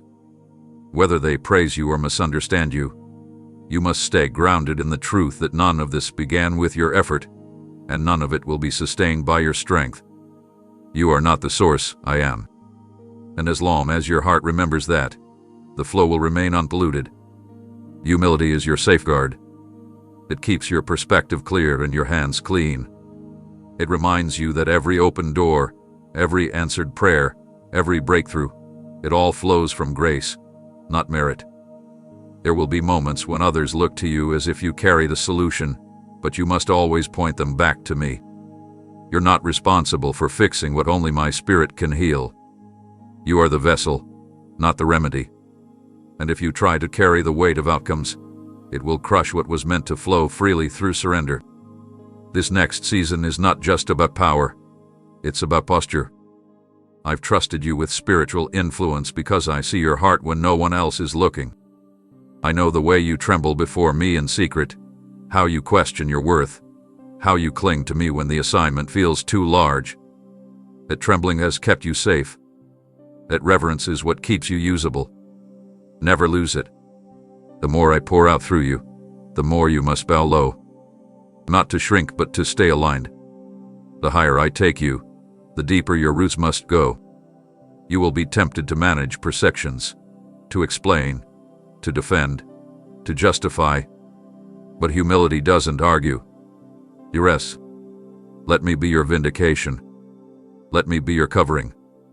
You don't need to be understood to be effective. You don't need to be liked to be aligned. Stay faithful. Stay hidden in me, and I will handle what your words cannot fix. Remember, I don't measure your faithfulness by how many hear you. I measure it by how much of me they encounter when they do. Stay teachable. Remain soft.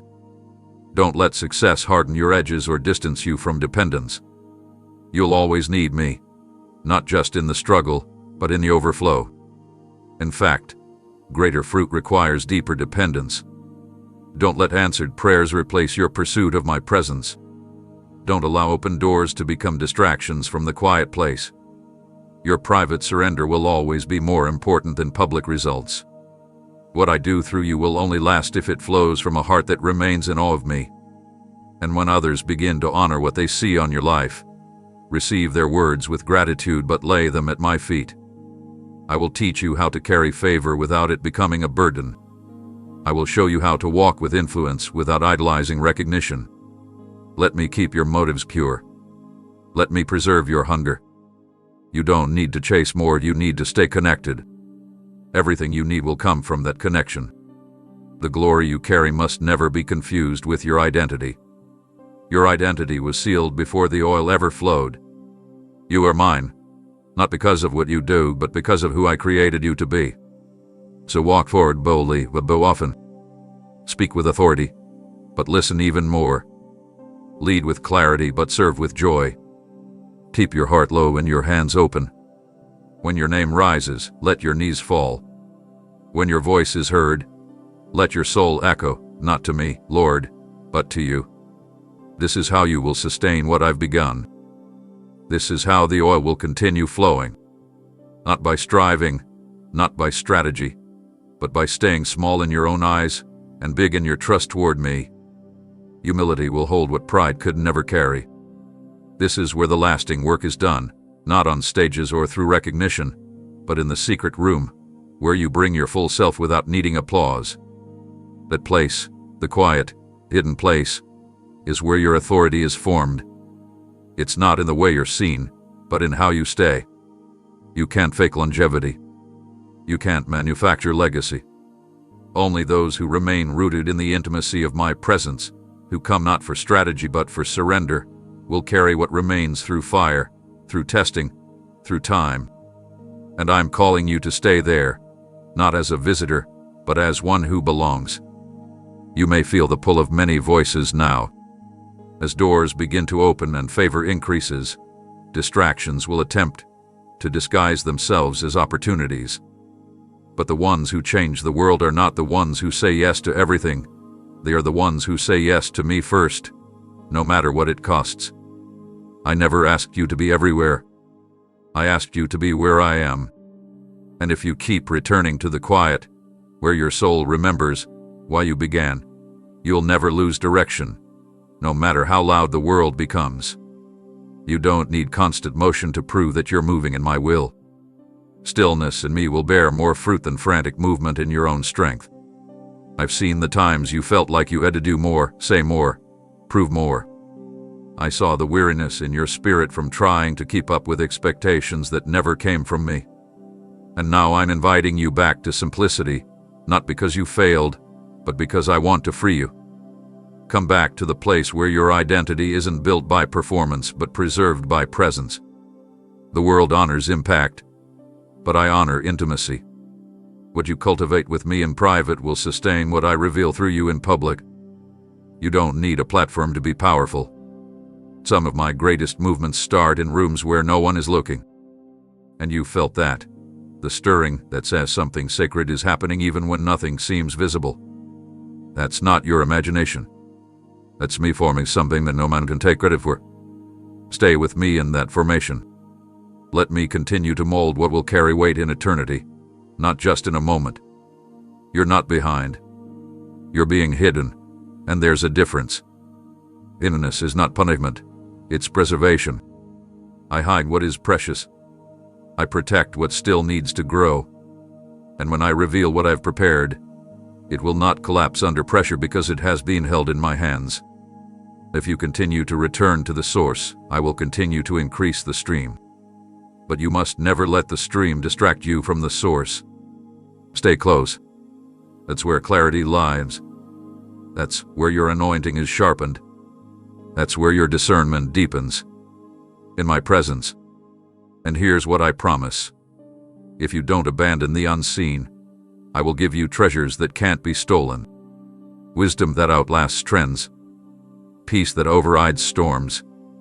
Authority that silences confusion. Revelation that cuts through lies. These things aren't found on the surface. They're mined in the depth of communion. And once they're yours, They will go with you into every place I lead you. They will walk into rooms before you do. They will rest on your words when you speak. They will remain when the crowd leaves. You asked me for something real. This is where it's born. Not in ambition, not in striving, but in the daily choice to return to the quiet and say, I'm still here, Lord. Use me, Chitwin, keep me. And I will. I will keep you in perfect peace. I will hold your heart when you feel stretched. I will renew your vision when you feel dry. Just don't leave this place. Let others wish. Let others strive. But you, stay. And I will trust you with more than influence. I will trust you with my heart. You've been shaped in silence, refined in obscurity, and trusted with revelation not everyone around you has seen. That wasn't an accident, that was design. I've spoken things to your heart that weren't meant to be shared casually. I've shown you pieces of my heart that were entrusted, not broadcasted. Not because I wanted to isolate you, but because I wanted to deepen the relationship between us. You're not just someone I send, you're someone I confide in. And now, I need you to carry that intimacy with reverence. Not in fear, but with a holy awareness that what you've received is not ordinary. You're not just called to carry a message, you are carrying the atmosphere of heaven within you. Wherever you walk, things will begin to shift. Not because you said the right words, but because the weight of what I've placed in your spirit can't help but make room for what is divine. When you walk into a room with my spirit resting upon you, darkness doesn't just pause, it backs away. Confusion begins to untangle. Heavy hearts start to breathe again. Not because you forced something to happen, but because your very presence has been consecrated by communion. That's why I'm calling you to walk with awareness. To move not just with boldness, but with precision. You don't need to speak into every moment. You don't need to involve yourself in every conversation. Not because you're better than anyone, but because you carry something that must not be diluted. I want your words to carry weight, not from volume, but from alignment. I want your silence to speak peace, not indifference. This requires sensitivity, not to people-pleasing, but to my leading. The more you lean into my rhythm, the more you'll begin to sense the sacred nature of every step you take. You'll begin to notice how quickly your presence disrupts the atmosphere, not because of who you are, but because of who walks with you. Some will feel comfort, others conviction. Some will draw near, others will resist. Don't measure your impact by the reactions of those around you. Measure it by your obedience to me. When I tell you to speak, speak with clarity. When I tell you to pause, don't fear the silence. You are not responsible for how people receive. You are responsible for how faithful you carry what I've placed inside you. This is not a burden. It's a mantle. A sacred assignment, shaped over years of quiet yes moments, and reinforced in the middle of pain and pressing. And now, as you begin to walk into spaces I've prepared for you, I want you to remember that what you carry is not common. You don't have to shout to be effective. You don't have to demand to be seen. Just walk in who you are, and heaven will announce what it needs to announce. There will be moments when others will recognize something different on you, and they won't know how to name it. That's okay. It's not for them to define. It's for you to carry with unwavering devotion. Keep your hands open. Don't grip what I gave you so tightly that you forget it was never yours to own, only to steward.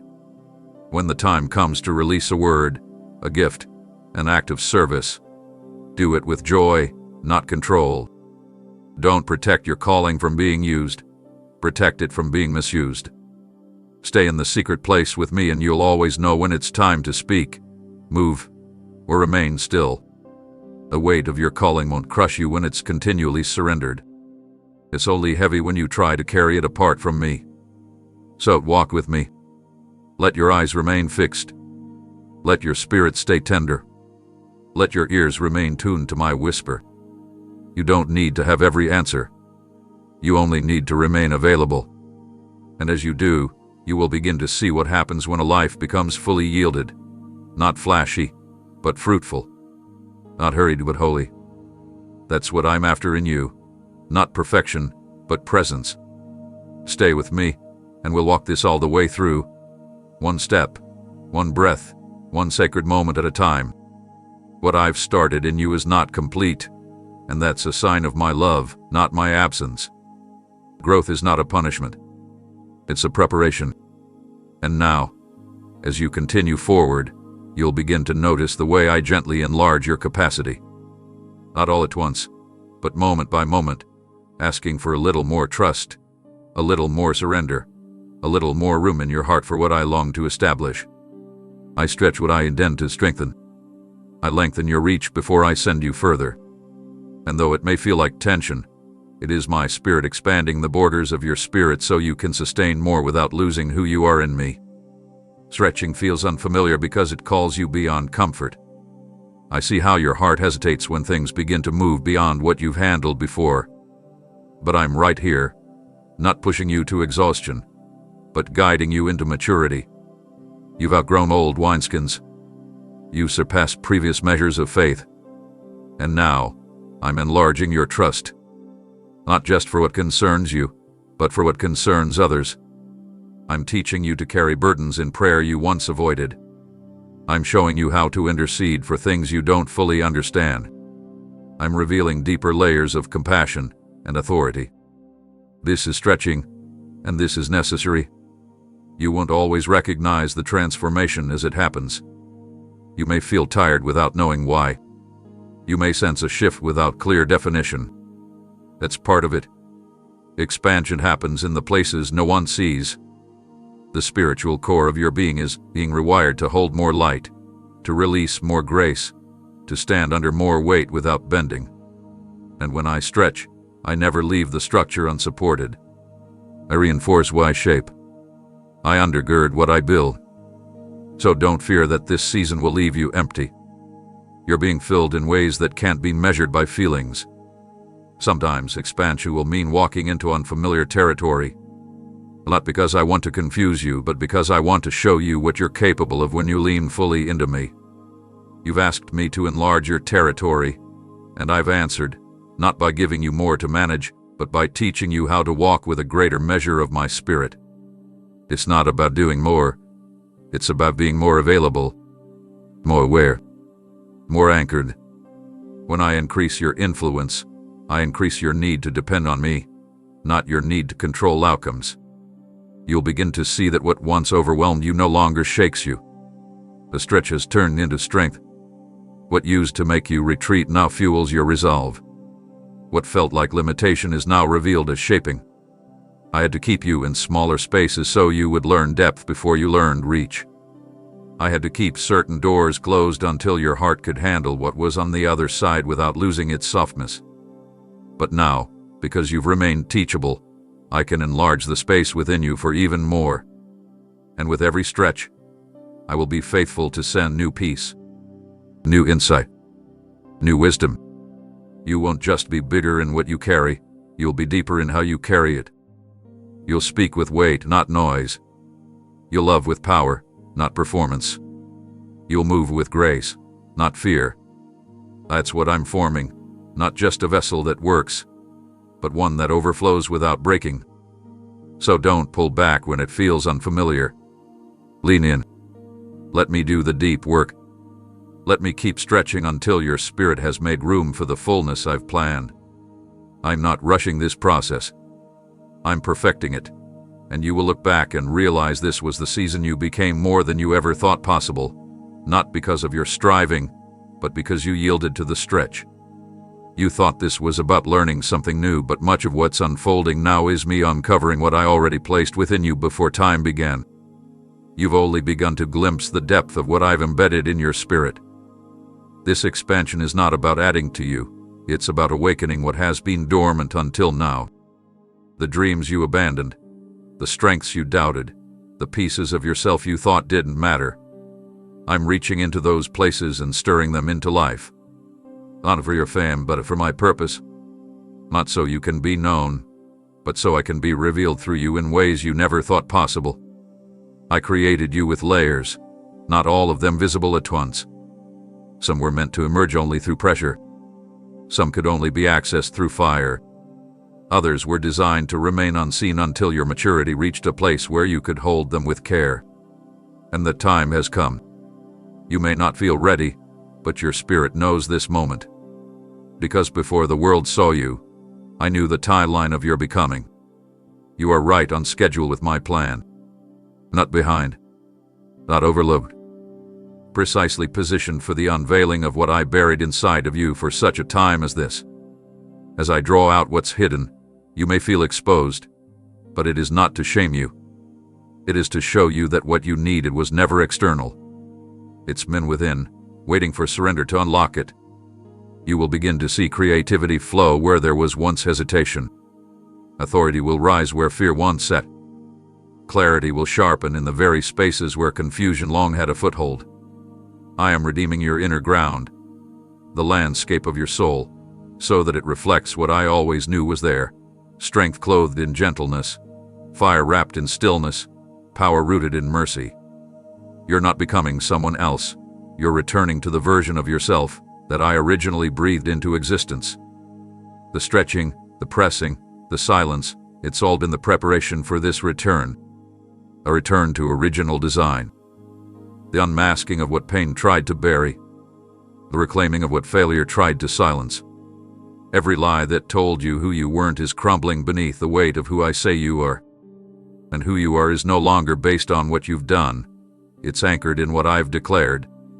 You don't have to understand the full picture to trust the process. You only need to yield to my hand. When I highlight a gift, it's not for comparison, it's for commissioning. When I awaken a desire, it's not to tease, it's to equip. I don't stir what I won't fulfill. And when you see new pieces of yourself rising, don't question their arrival. Receive them as evidence that I am calling you deeper, not wider. This isn't about spreading thin. It's about standing tall in who you really are. There is so much within you that has never had the space to emerge. But I am making that space now. Not through chaos, but through alignment. You will find room where there once was none. You will find breath where anxiety tried to constrict. You will find strength where insecurity used to dwell. That is the result of walking with me through the stretch, not just more responsibility, but more of yourself uncovered, more of my image in you revealed. Let it happen. Don't resist the unveiling. Don't minimize what I bring to light. I see it all, and I call it good. You don't need to hide parts of yourself I intend to use. What you thought disqualified you is often the very space I want to shine through. Your wounds are becoming wells. Your silence is birthing songs. And what I'm uncovering now will serve others in ways you haven't even imagined. Stay with me. Let me finish what I've started. You've been carrying more than you knew. And now, it's time for what's been hidden to rise, not for your glory, but for mine through you. You no longer need to shrink to fit spaces that were only meant for your past. I am removing the coverings that once kept you unnoticed, and I am guiding you toward places that require the fullness of who I've revealed you to be. These are not random opportunities. These are not open doors meant to flatter. They are strategic moments, prepared long before your name was known by anyone but me. You are not being elevated for the sake of visibility. You are being positioned for the sake of obedience. And everything that I'm placing before you now will require you to walk in the depth that I've spent years developing within you. You will recognize these new assignments not by how easy they are, but by the peace that rests on them. They may stretch you, but they won't violate your spirit. They may require courage, but they will not demand compromise. I will confirm them by the stillness that fills the room when you ask me, "Is this you, Lord?" Because now, you've been trained to recognize my tone. You've learned to sense me in the quiet. That sensitivity is your compass, not the size of the crowd or the scale of the task. What matters is not how impressive it looks, but how aligned it is with what I whispered when no one else was listening. I'm assigning you to places that need more than surface solutions. These are places hungry for presence, not performance. Spaces where truth had been diluted, where love had been distorted, where hope had been withheld. I'm sending you in, not to be a savior, but to carry my light with clarity and conviction. And you will not go empty. You'll move in my strength. You'll speak with words I give in the moment. You'll walk into situations others avoided, not because you're fearless, but because you've learned that fear bows when I stand with you. This next level of obedience will not look like striving. It will look like flow. The striving was part of your old rhythm, doing more to prove your worth. But that rhythm is breaking now. I never required performance. I required presence. And now, because your roots are deep and your heart is steady, I can trust you with assignments that need more than talent. They need weight. Not the weight of pressure, but the weight of glory. My glory. The kind that fills the room when the vessel is empty enough to hold it. Don't try to predict how I'll use you. Stay responsive. Some assignments will come wrapped in the unexpected. They won't always arrive with clarity at first glance. Some will look beneath you, too small. Others will feel beyond you, too big. But I will be in them both. I don't measure impact the way the world does. I'm after obedience, not applause. You will discover me in the mundane as much as in the miraculous. You'll find my fingerprints in the simple tasks that others overlook. And in doing them with me, you will realize there is no such thing as ordinary when it's wrapped in obedience. You may not feel qualified for what's ahead, and that's exactly where I want you. Because I'm not using you because of your resume. I'm using you because of your surrender. Your yielded heart has created space for my power to move unrestricted. And now, as I place new things in your hands, I will also give you the wisdom to know what to accept and what to release.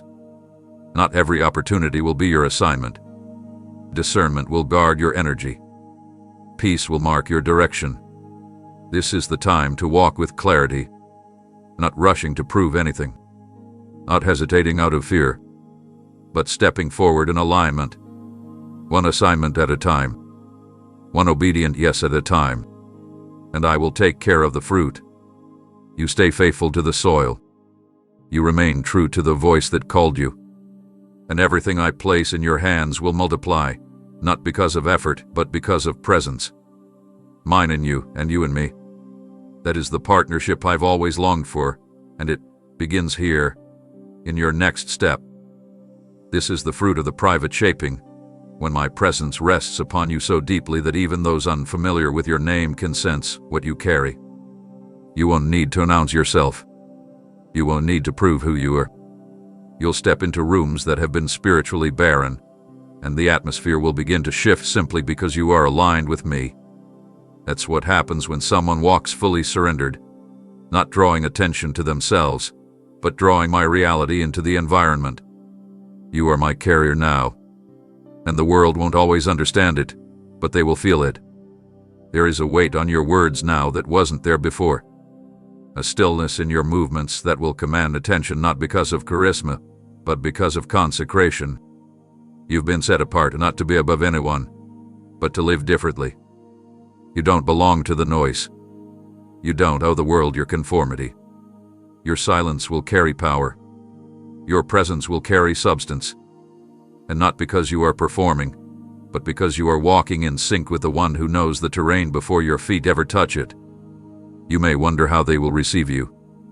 That is not your responsibility. The weight of response does not belong to the messenger. You are not called to convince. You are called to release what I give you, and to release it without distortion. Some will resist. Some will question. Some will be drawn, not knowing why. But that is not yours to manage. Let me take care of hearts. You focus on obedience, not partial, not delayed, but full and immediate. That is where the flow remains pure. That is where the fire keeps burning. I am refining how you carry yourself in the midst of influence. The assignments coming will expose you to more voices, more needs, more decisions, and each one will test how closely you're walking with me. This is why I've taken you through hiddenness, so that you would know how to stand without being swayed, so that the noise of new rooms wouldn't drown out my whisper, so that the pressure to please wouldn't replace the call. to remain faithful. You have learned to hear me in the stillness. Now I will teach you to hear me in the swirl. There will be moments ahead when the room expects one thing, and I will ask something different of you. Obey me anyway. There will be times when the crowd leans in one direction, and my spirit pulls you another way. Follow me anyway. It is in those moments, quiet, unnoticed by most, that the real work of heaven is done. Not in the lights, not in the applause, but in the obedience that no one claps for. That's where miracles break through. That's where heaven meets earth. And do not be discouraged if they don't understand. I didn't place you there to blend in. I placed you there to shift the spiritual atmosphere, not through force, but through alignment. You are not there to take over. You are there to carry something that awakens others to what's been missing. You are not there to debate. You are there to demonstrate. Through peace. Through truth. Through unshakable confidence in me. That's what they will notice. That's what will mark you. Not noise, but the weight of presence. So walk humbly, but don't shrink. Move gently, but don't withhold. Let my words flow when I give them. Let my silence rest when I say nothing. Let your confidence come not from how the room responds, but from who sent you there in the first place. I go before you. I walk with you. And I will surround you in the moments that stretch you most. What's ahead isn't about elevation. It's about demonstration. You are a living vessel of my voice, my nature, my authority. Carry it with purity. Tarry it with care. And wherever your foot trends, my presence will confirm. I sent you. You've learned to walk with me in places where nothing was certain. You've learned to trust me when the way was dim and the crowd was silent. And now, as I bring you into spaces that carry greater weight, I am peeling back even more layers of your identity, not for performance, not for promotion, but so you will never confuse your calling with your worth. You are not what you do. You are not what they say. You are mine, and in every space I send you, the truth must anchor your soul deeper than any applause ever could. There is a temptation that comes with influence, to attach your value to your usefulness. But I never love you for how useful you are. I love you before you ever produced a thing. You must never forget that. The rooms I open are not a reflection of how powerful you are, but of how surrendered you become.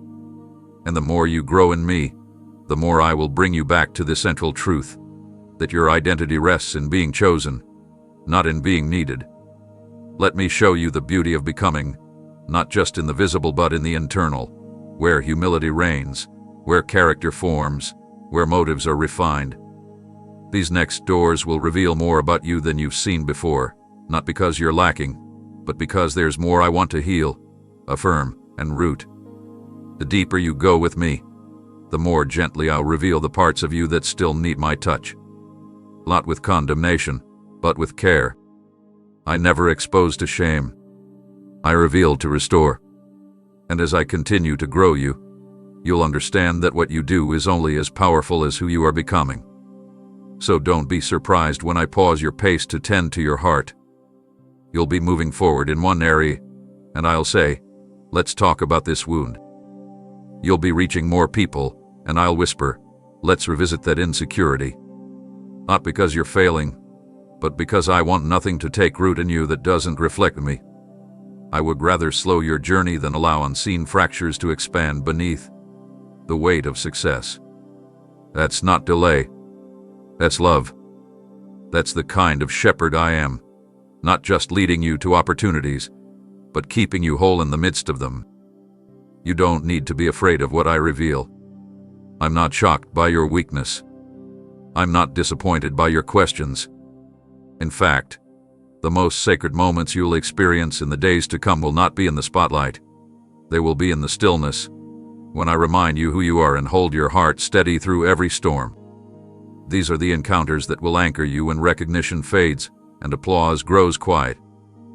These are the truths that will sustain you when the crowds are gone and only my voice remains.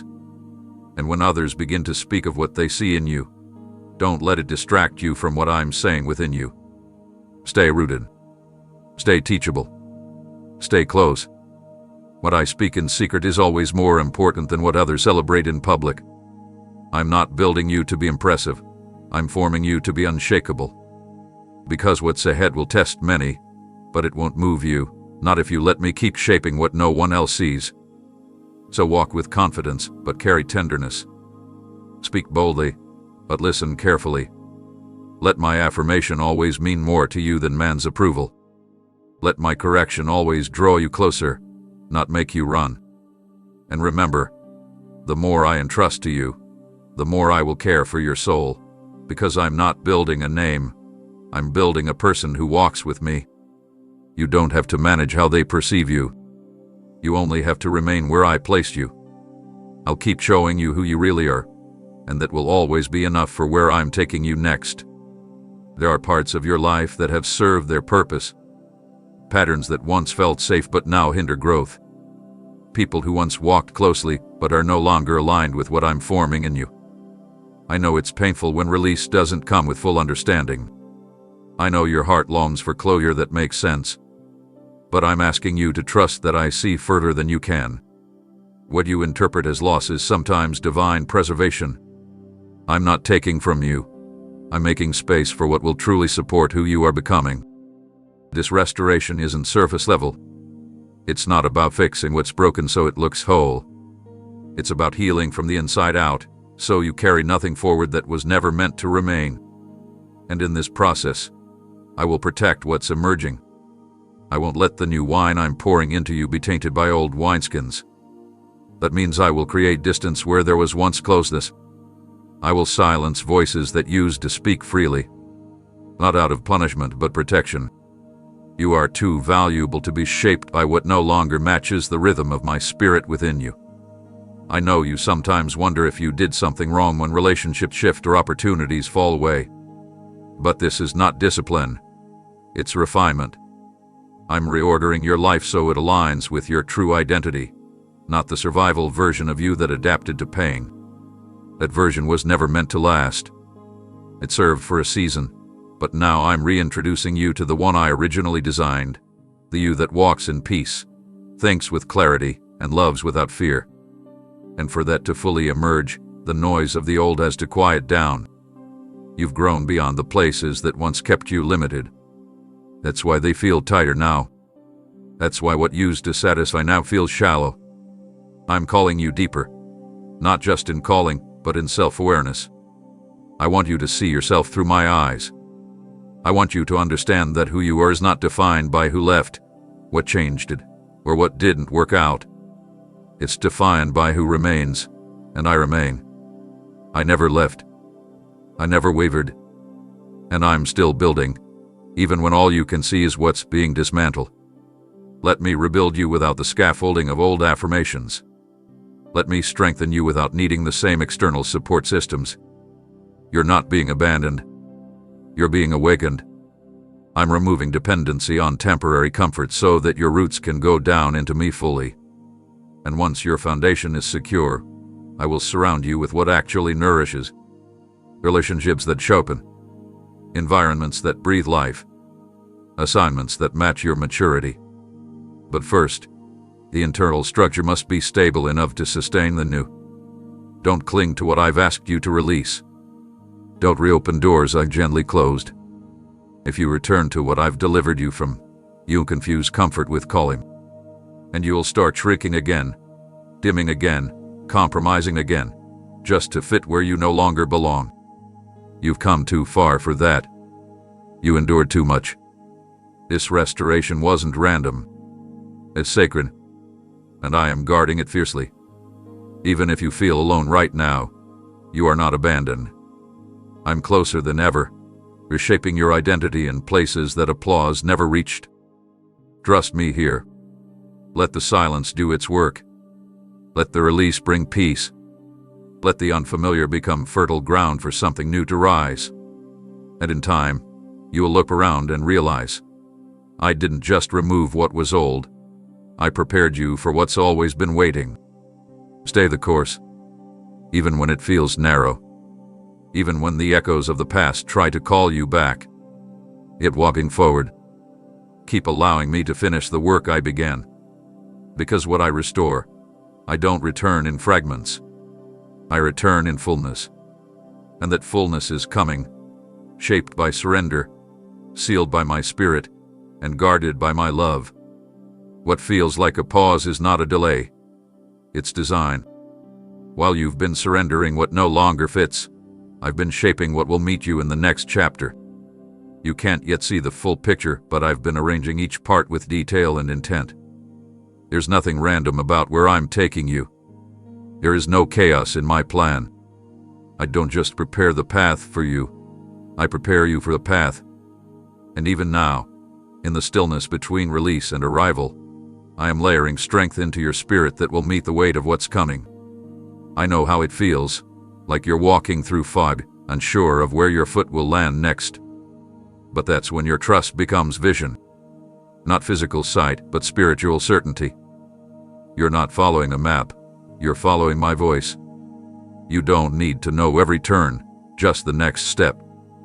And I promise you this, as you keep moving with me, what's been uncertain will become clear, and what's felt like wandering will suddenly reveal that I've been leading you with purpose all along.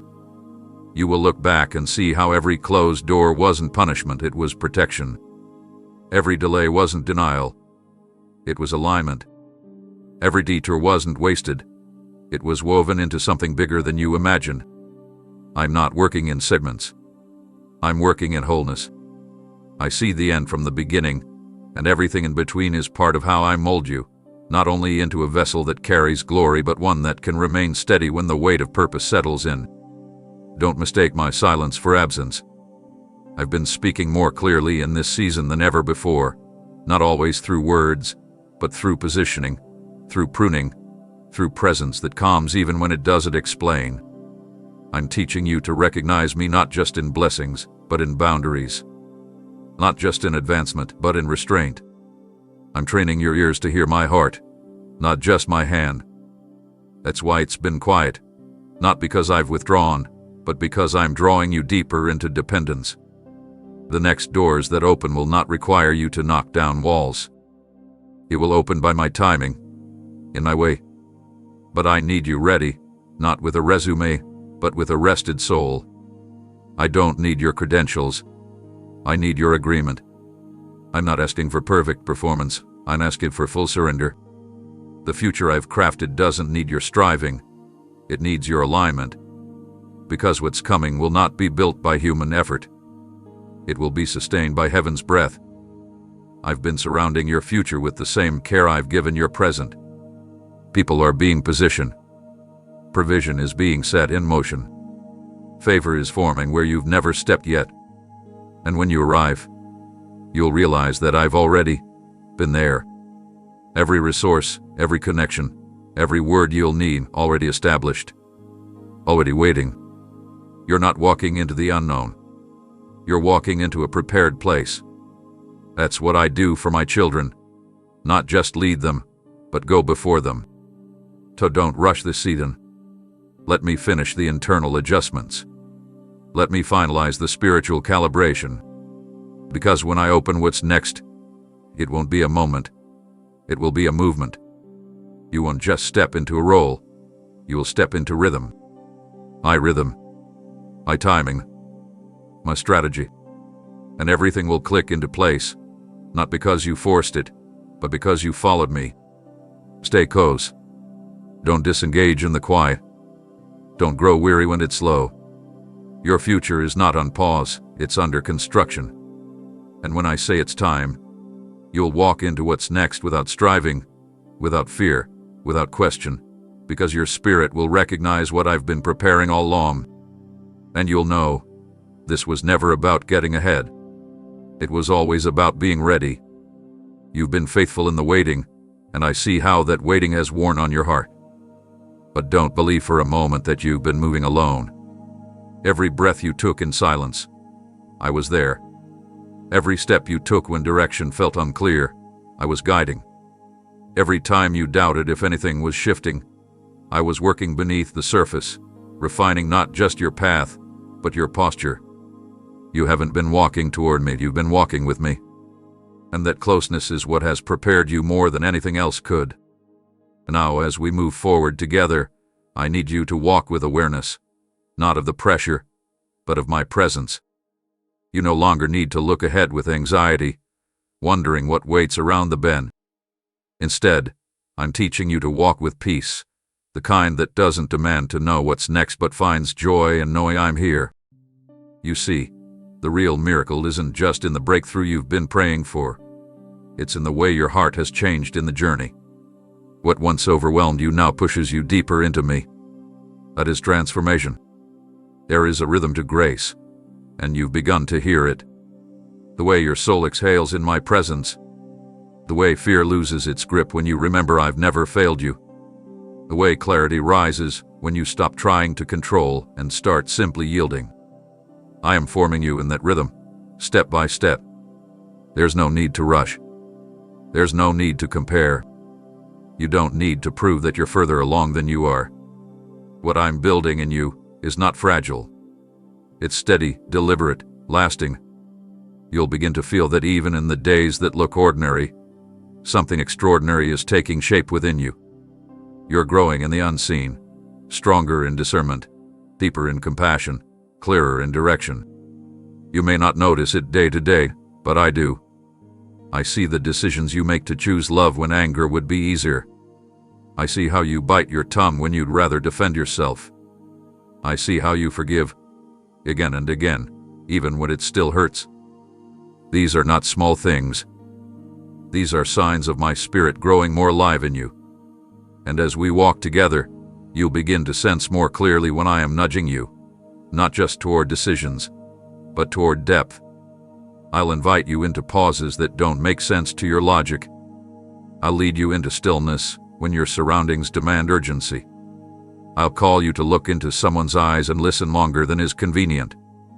Because the pace we are walking is not about efficiency, it's about eternity.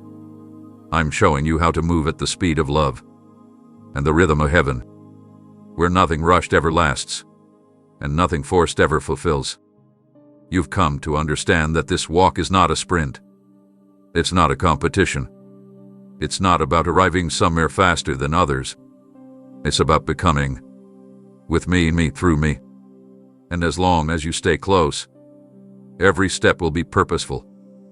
Even detours will become divine appointments. Even missteps will be met with mercy. I'm not measuring your perfection. I'm holding your hand through the process. And when you stumble, I won't shame you. I'll steady you. Because I'm not walking behind you, observing your progress. I'm beside you, guiding, strengthening, delighting in your every yes. This is what I wanted from the beginning, a walk with you, not a race to somewhere else. And the more you embrace this, the more you will realize that you're already in the middle of my promise. Not waiting for something distant to arrive, but walking in something sacred right now. Keep your heart open. Keep your spirit soft. Keep your eyes on me, and you'll find that everything you need is found in this moment, in this breath, in this quiet, unfolding walk we share. Nothing in your journey has been wasted. Not the pain, not the detours, not the places where it seemed like everything broke beyond repair.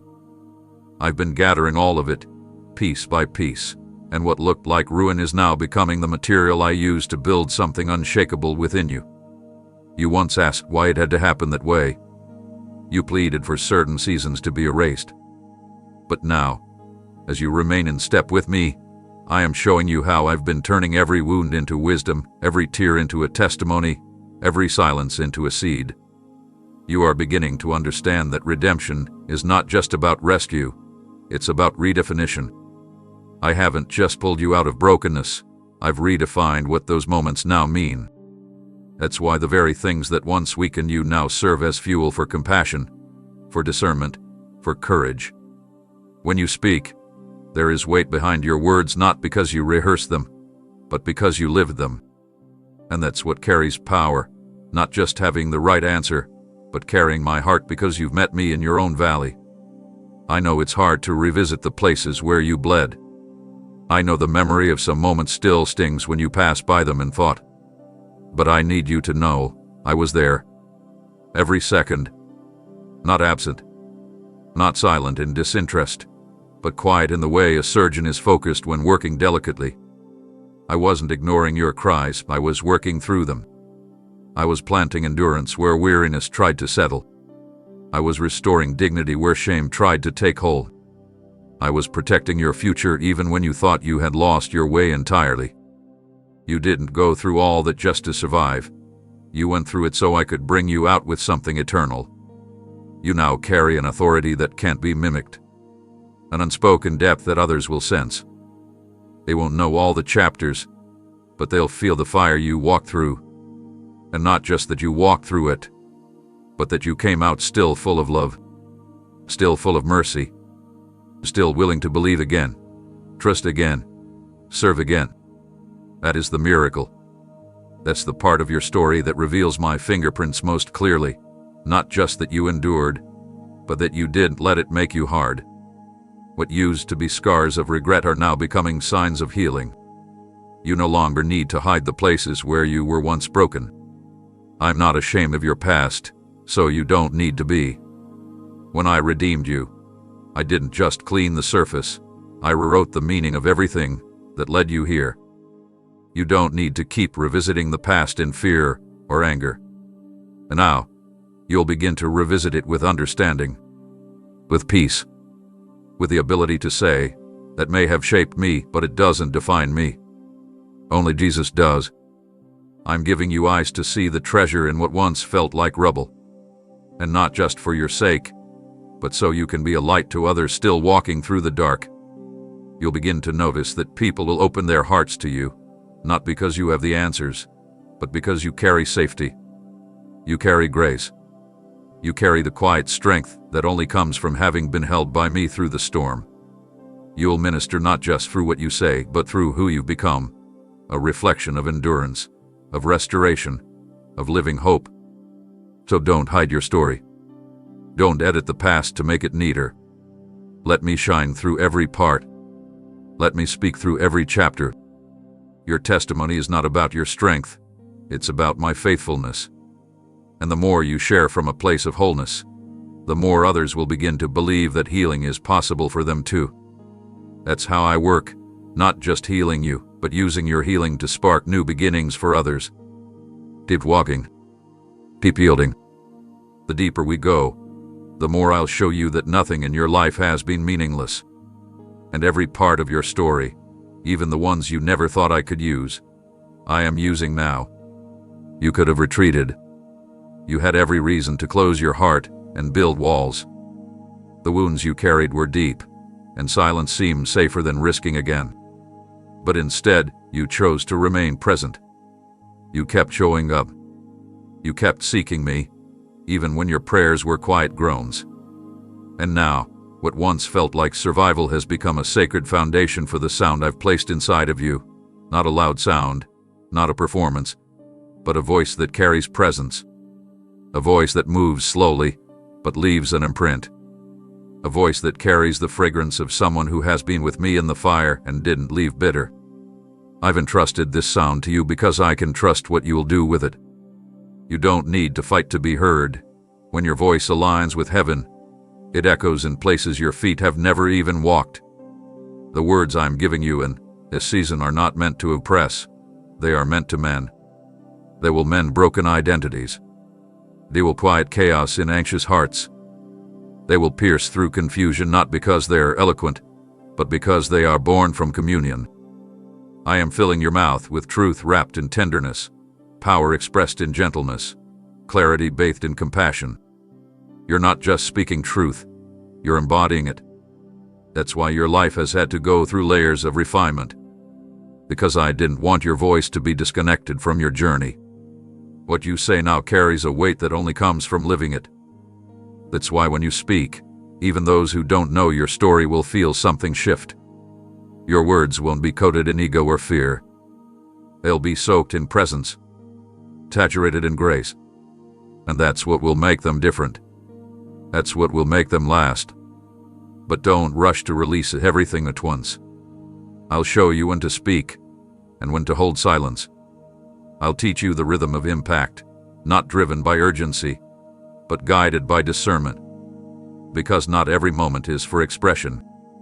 Some are for observation. Some are for prayer. Some are for waiting until I make the space. I'm not just using your voice, I'm training your ears. I'm sharpening your awareness. So when you speak, it's not out of reaction, but revelation. Not out of pressure, but peace. You may wonder how your words will reach those who need them. But you don't have to manufacture that. Just be faithful with what I place in your spirit. Speak it when I prompt you. Write it when I nudge you. Sing it when I stir it. And trust me with where it goes. I am not limited by platforms or numbers. I am drawn to purity. And when your heart stays anchored in me, I will carry your voice to ears that are ready, ears that have been crying out for something real, something true, something holy. Let this voice I've given you remain rooted in love. Not the kind that avoids truth, but the kind that delivers it in a way that opens hearts instead of closing them. Let it never be about being right, but always about being redemptive. Let it not be about your reputation, but about my reflection through you. Because this voice is not just for the world, it's for the weary, the wandering, the wounded. And they won't come looking for a sermon. They'll come searching for safety. Let your words be that safe place. Let them carry me. And in return, I will continue to pour revelation into you, fresh, living, timely. You won't need to recycle old phrases or lean on past seasons. I will give you new manna daily. I will waken your spirit in the quiet hours and whisper things that change the course of someone else's life. Not because you chased influence, but because you stewarded intimacy. It's all I've ever wanted, to give you more than you ever imagined, as you walked with me day by day, whisper by whisper, word by word. So speak when I say speak. Wait when I say wait. And always remember, the power isn't in your delivery. It's in my presence carried through your surrender. I'm increasing your perception, not so you can boast in insight, but so you can respond with precision. This isn't about knowing everything, it's about sensing my movement in places others miss. Where many see noise, I will show you patterns. Where others react to surface chaos, I will help you perceive the root. This discernment I'm giving is not a tool for pride, it's a call to intercession. You won't always be given words for what you perceive. Sometimes I will allow you to carry the weight of it in silence, so you can meet me in prayer before you speak into it. This ability to discern will often feel like burden before it feels like clarity. You'll sense heaviness in rooms where joy is performed but not possessed. You'll notice unrest behind smiles. You'll hear fear hidden in confident speech. But don't let this awareness cause you to withdraw. I'm not showing you these things to overwhelm you. I'm revealing them because I trust your heart to carry what I show you without judgment. You've been refined for this, and I will keep purifying your motives so that compassion, not superiority, becomes the response. You will often be invited into places where what's happening externally looks impressive, but internally, foundations are cracking. And I'll give you the grace to stand there, not in opposition, but in quiet alignment with me. You won't always be called to confront. Sometimes, I'll ask you to simply observe, to bless instead of expose, to intercede instead of interrupt. Not because truth isn't needed, but because timing is everything. I'm teaching you to discern not just what's true, but when and how to move in that truth with wisdom. And this sight won't just apply to others. It will begin first in you. I'll show you areas of your own heart that still need attention. Places where doubt tries to linger. Corners where fear still whispers. You may think you've already surrendered those areas, but I'll gently lead you deeper. Not to shame you, but to complete what I've begun. Because I want this discernment to come from purity, not self-protection. I don't want your sight to become a defense mechanism. I want it to be a mirror of my heart. With this deeper perception will come a new level of quiet. You'll notice that you begin to speak less and listen more. You won't rush to fill silence. You'll become more aware of what's happening in atmospheres before words are even exchanged. It may make you feel different, set apart. But don't let that isolation discourage you. I'm simply fine-tuning your hearing. I'm training you to catch my whispers before they become declarations. And when you do speak, your words will carry a fragrance of heaven that doesn't just sound right, it transforms the space. You will also begin to dream differently. I will speak to you at night with clarity that transcends your waking understanding. Pay attention to these dreams, even when they don't make sense immediately. Echo them. Pray into them. I'm not giving them for curiosity, but for preparation. They will be keys in days to come. Unlocking direction, unlocking strategy, unlocking healing for others who don't yet see. And as you carry these dreams, don't feel the need to release them quickly. Sit with them. Let me shape the interpretation in due time. This gift of sight I am awakening in you is costly, but it's holy. It will protect you. It will guide others. It will become a tool not of exposure, but of restoration. And I will always balance it with grace. I'll never give you sight without the love to carry it. I'll never show you what you can't handle. I'll never reveal what I don't intend to heal. So be patient with this unfolding. Don't rush to define what I'm doing in you. I'm teaching your eyes to adjust to a new kind of light. A light that doesn't just reveal, it redeems. And in that light, you will see yourself, others, and my plans with a depth that leaves you humbled, not puffed up. This is what discernment truly is, not a tool to control, but a gift to love more fully. And I trust you with it. There will be moments when the clarity you're expecting does not arrive immediately, and instead of quick answers, I will offer you deeper trust. I'm not withholding insight as a test. I'm teaching you that revelation is not always the first response. Sometimes it's the fruit of stillness. Sometimes it comes after silence has done its work. I know your heart longs to grasp every detail, to understand why, when, and how. But I am asking you now to stay steady in the in-between. This is where your faith deepens, not because of what you know, but because of who you know. You see, maturity is learning how to rest even when the picture isn't finished. It's knowing that even when the brushstrokes feel chaotic, the artist is not confused.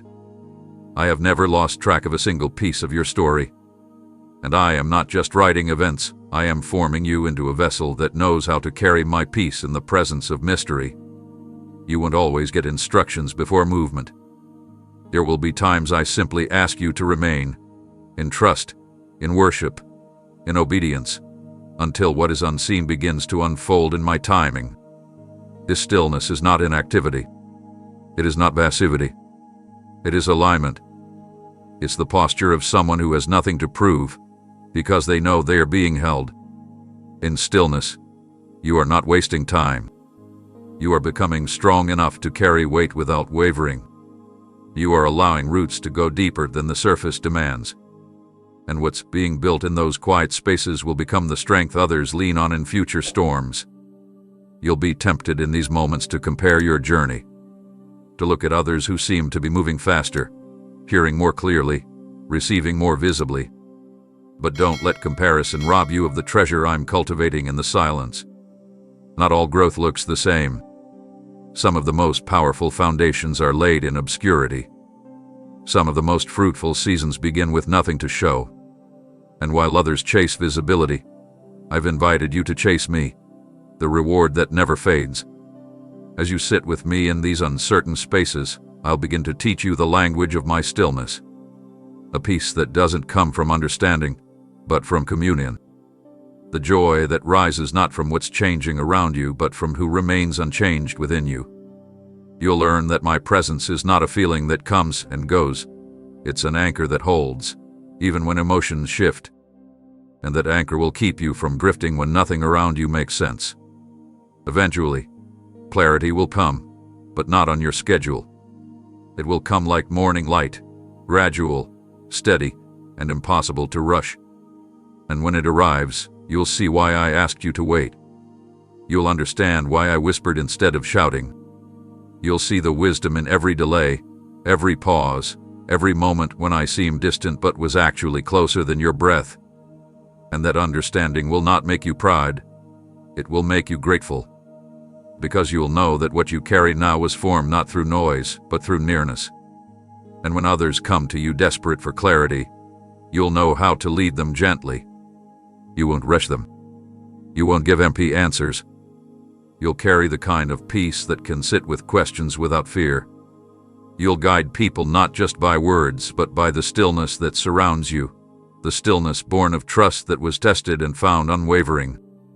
So, in this moment, if all you hear is quiet, let that quiet become your altar. If the next step isn't clear, let your surrender become your offering. If the answers are hidden, let your faith become your worship. I am with you, not only in the answers, but in the waiting. Not only in the miracles, but in the moment you choose to believe when nothing has shifted yet. And in that belief, I am building something stronger than knowledge. I am building trust that no storm can undo. You have spent so much of your life believing that progress is proven by motion, that forward means faster, that strength means doing. But now I am reteaching you a new way, a way where power comes not from how hard you push, but from how deeply you yield. The kind of strength I'm building in you is not loud. It doesn't demand to be seen. It is the kind of strength that stands quietly in the face of uncertainty and doesn't flinch. The kind that holds peace like a shield, even when everything around you shifts. The kind that is unshakable, not because it has control, but because it is rooted in presence. This kind of strength is rare, and that is why it takes time to form. I don't build this in rushes or chaos. I build it in sacred pauses, in moments where you want to run ahead, but instead, you stay close. It forms in the invisible yeses, the ones no one sees but me. When you choose forgiveness over retaliation. When you choose silence over defense. When you choose trust instead of panic. These are the bricks I use to build the fortress within you. And soon, you will realize what you once thought was weakness, the soft places, the slow seasons, the quiet choices, have become your deepest wells of endurance. You'll begin to carry something different, something others cannot always name, but will feel. Not pressure, not performance, but presence. The still, steady kind that settles the atmosphere, that causes others to pause, to feel safe, to breathe differently. Because they won't just be encountering you, they'll be encountering what I've built inside of you. A life anchored not by circumstances, but by communion. And that kind of life becomes a shelter, not just for yourself, but for those around you. It's important that you do not despise how slow this part of the journey feels, because slowness isn't delay when I'm the one setting the rhythm. You're not falling behind, you're being deeply equipped. And I care more about what's being formed in your heart than what's being seen in your results. The world rewards hurry. I reward holiness. The world celebrates pace. I honor presence. You are learning to live from the inside out, and that requires careful crafting. I will not rush what is sacred. And I know it can feel like nothing is changing.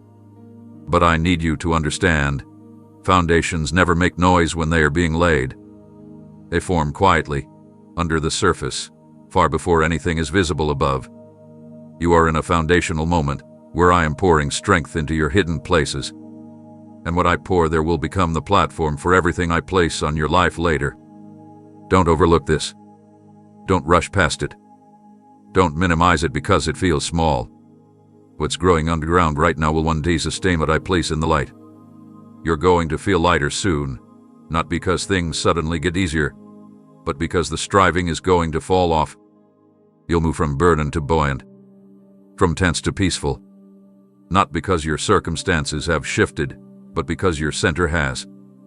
You'll wake up and realize that you're not trying to hold everything together anymore, because you've finally let me be the one who carries it all. And as that happens, your confidence will change.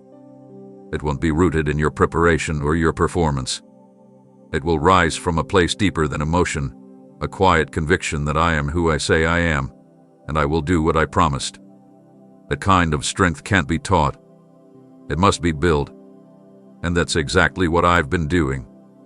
So don't be afraid of the quiet. Don't be discouraged by the slow. This is the part of the journey where roots go down, where burdens fall off, and where your strength stops coming from effort and starts coming from me. You felt the pull of high and low, the days when faith is easy, and the days when shadows seem heavier than your own thoughts. But now, I am stabilizing your inner ground. I am teaching you how to walk in the same direction, even when the feelings fade. Because real maturity isn't built on how passionately you begin. It's shown in how steadily you continue. I'm not after temporary flame. I'm building a long, burning fire within you that doesn't flicker with the wind. You will begin to recognize that your walk with me is no longer reactionary, no longer tossed by every whisper of fear or overwhelmed by every change in circumstance. It's because you're learning to return to truth even when your feelings don't follow. And that is one of the most powerful shifts in your life. When you stop chasing the emotional mountaintops and start choosing me in the middle of your valleys. When you learn that faith is not a mood, it's a movement. And movement remains even when the weather changes. Is consistency is not something you must perform. It is not about never feeling weak or discouraged.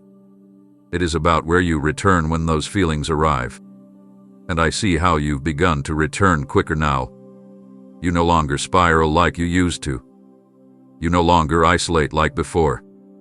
You come to me faster. You worship when it still hurts. You speak truth even when doubt knocks. These are not small victories. They are the fruit of my spirit anchoring you more deeply than ever. I'm proud of the way you've held your ground, not because you didn't feel shaken, but because you chose to plant your feet anyway. That's what spiritual consistency looks like. It doesn't deny the storm.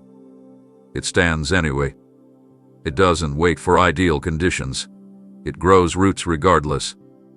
You've learned to do the unseen things, show up, stay soft, remain faithful, guard your peace. And in doing so, you are becoming immovable, not because you're hardened, but because you've chosen the better foundation. This is the strength I'm calling you into now, to walk when it's quiet, to keep going when no one is watching, to pray when answers are slow, to serve when there's no recognition, to love when it's hard. That's the kind of walk that doesn't just speak my name. It reflects my nature. And I will be with you in every step of it, whispering reminders when your spirit forgets, lighting the way when the next step is unclear, and lifting you when you grow tired. Consistency also means choosing the slow growth over the sudden rise. I know how tempting it is to long for acceleration, to be seen, to arrive, to break through quickly. But I am more interested in what will last. And what lasts is often built slowly, layer by layer, season by season. You don't need overnight change. You need daily obedience. You don't need crowds to applaud. You need quiet moments where you say yes again, especially when it would be easier to turn away. And through that rhythm, that daily, sacred rhythm, I will lead you into a depth of stability that can't be shaken. You'll carry steadiness into unstable places. You'll bring alignment where there's disorder. You'll walk with calm when others panic. And it won't be because you figured out how to stay strong. It will be because you allowed me to be your strength every day, no matter how you felt. So keep showing up, not because it's dramatic or noticeable, but because it's faithful. Keep praying, not for show but for connection. Keep loving, not for approval but because you've been loved first. This is how we build together. This is how eternity breaks into ordinary. One steady step at a time. You've been faithful with what's been in your hands, and I've seen how you've nurtured even the smallest assignments. You didn't despise the hidden seasons. You didn't chase platforms. You stayed in the field, tilling ground, even when no one clapped or noticed. And that has not gone unseen by me. Because while many crave influence without formation, you allowed yourself to be formed before asking to be sent. That posture has made you ready, not just to receive more, but to carry it without being crushed. Now I will begin to stretch what you thought were your limits.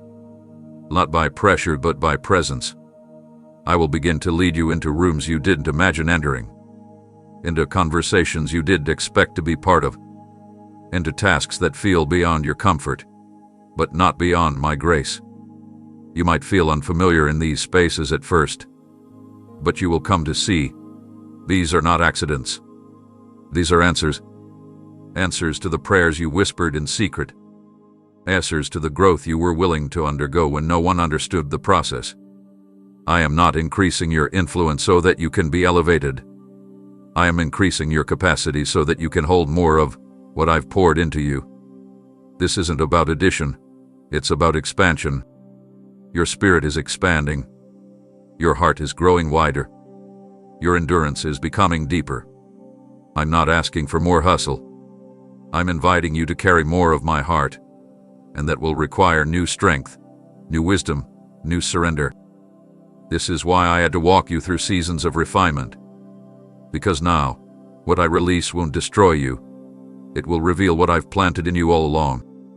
There will be moments ahead where others will marvel at how much peace you carry under pressure, how you respond with patience in places of tension, how your presence seems to settle things before you even speak. And they won't know what you walked through to get here. They won't see the nights you wept, the choices you made in silence, the breaking that birthed the calm. But I see it all. And it's that hidden faithfulness that makes you trustworthy now with what's visible. Don't fear the stretch you. It's not to tear you, it's to expand you. I'm enlarging your inner strength, your ability to remain in alignment while more weight is placed upon your life. Because I will not give you more unless you are able to hold it without compromise. And the fact that you're here, that you're still yielding, that you're still soft when life tried to harden you, that tells me you are ready. Not perfect, but yielded. And I can do more with a surrendered heart than a skilled hand. Let me lead you gently into this next part. You don't have to force open any door.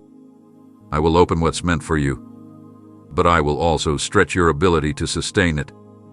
That means rest will become holy. Boundaries will become vital. Stillness will become sacred. You can no longer afford to carry this next season with the habits of your past one. I'm showing you new rhythms, ones that carry grace, not burnout. Trust those nudges.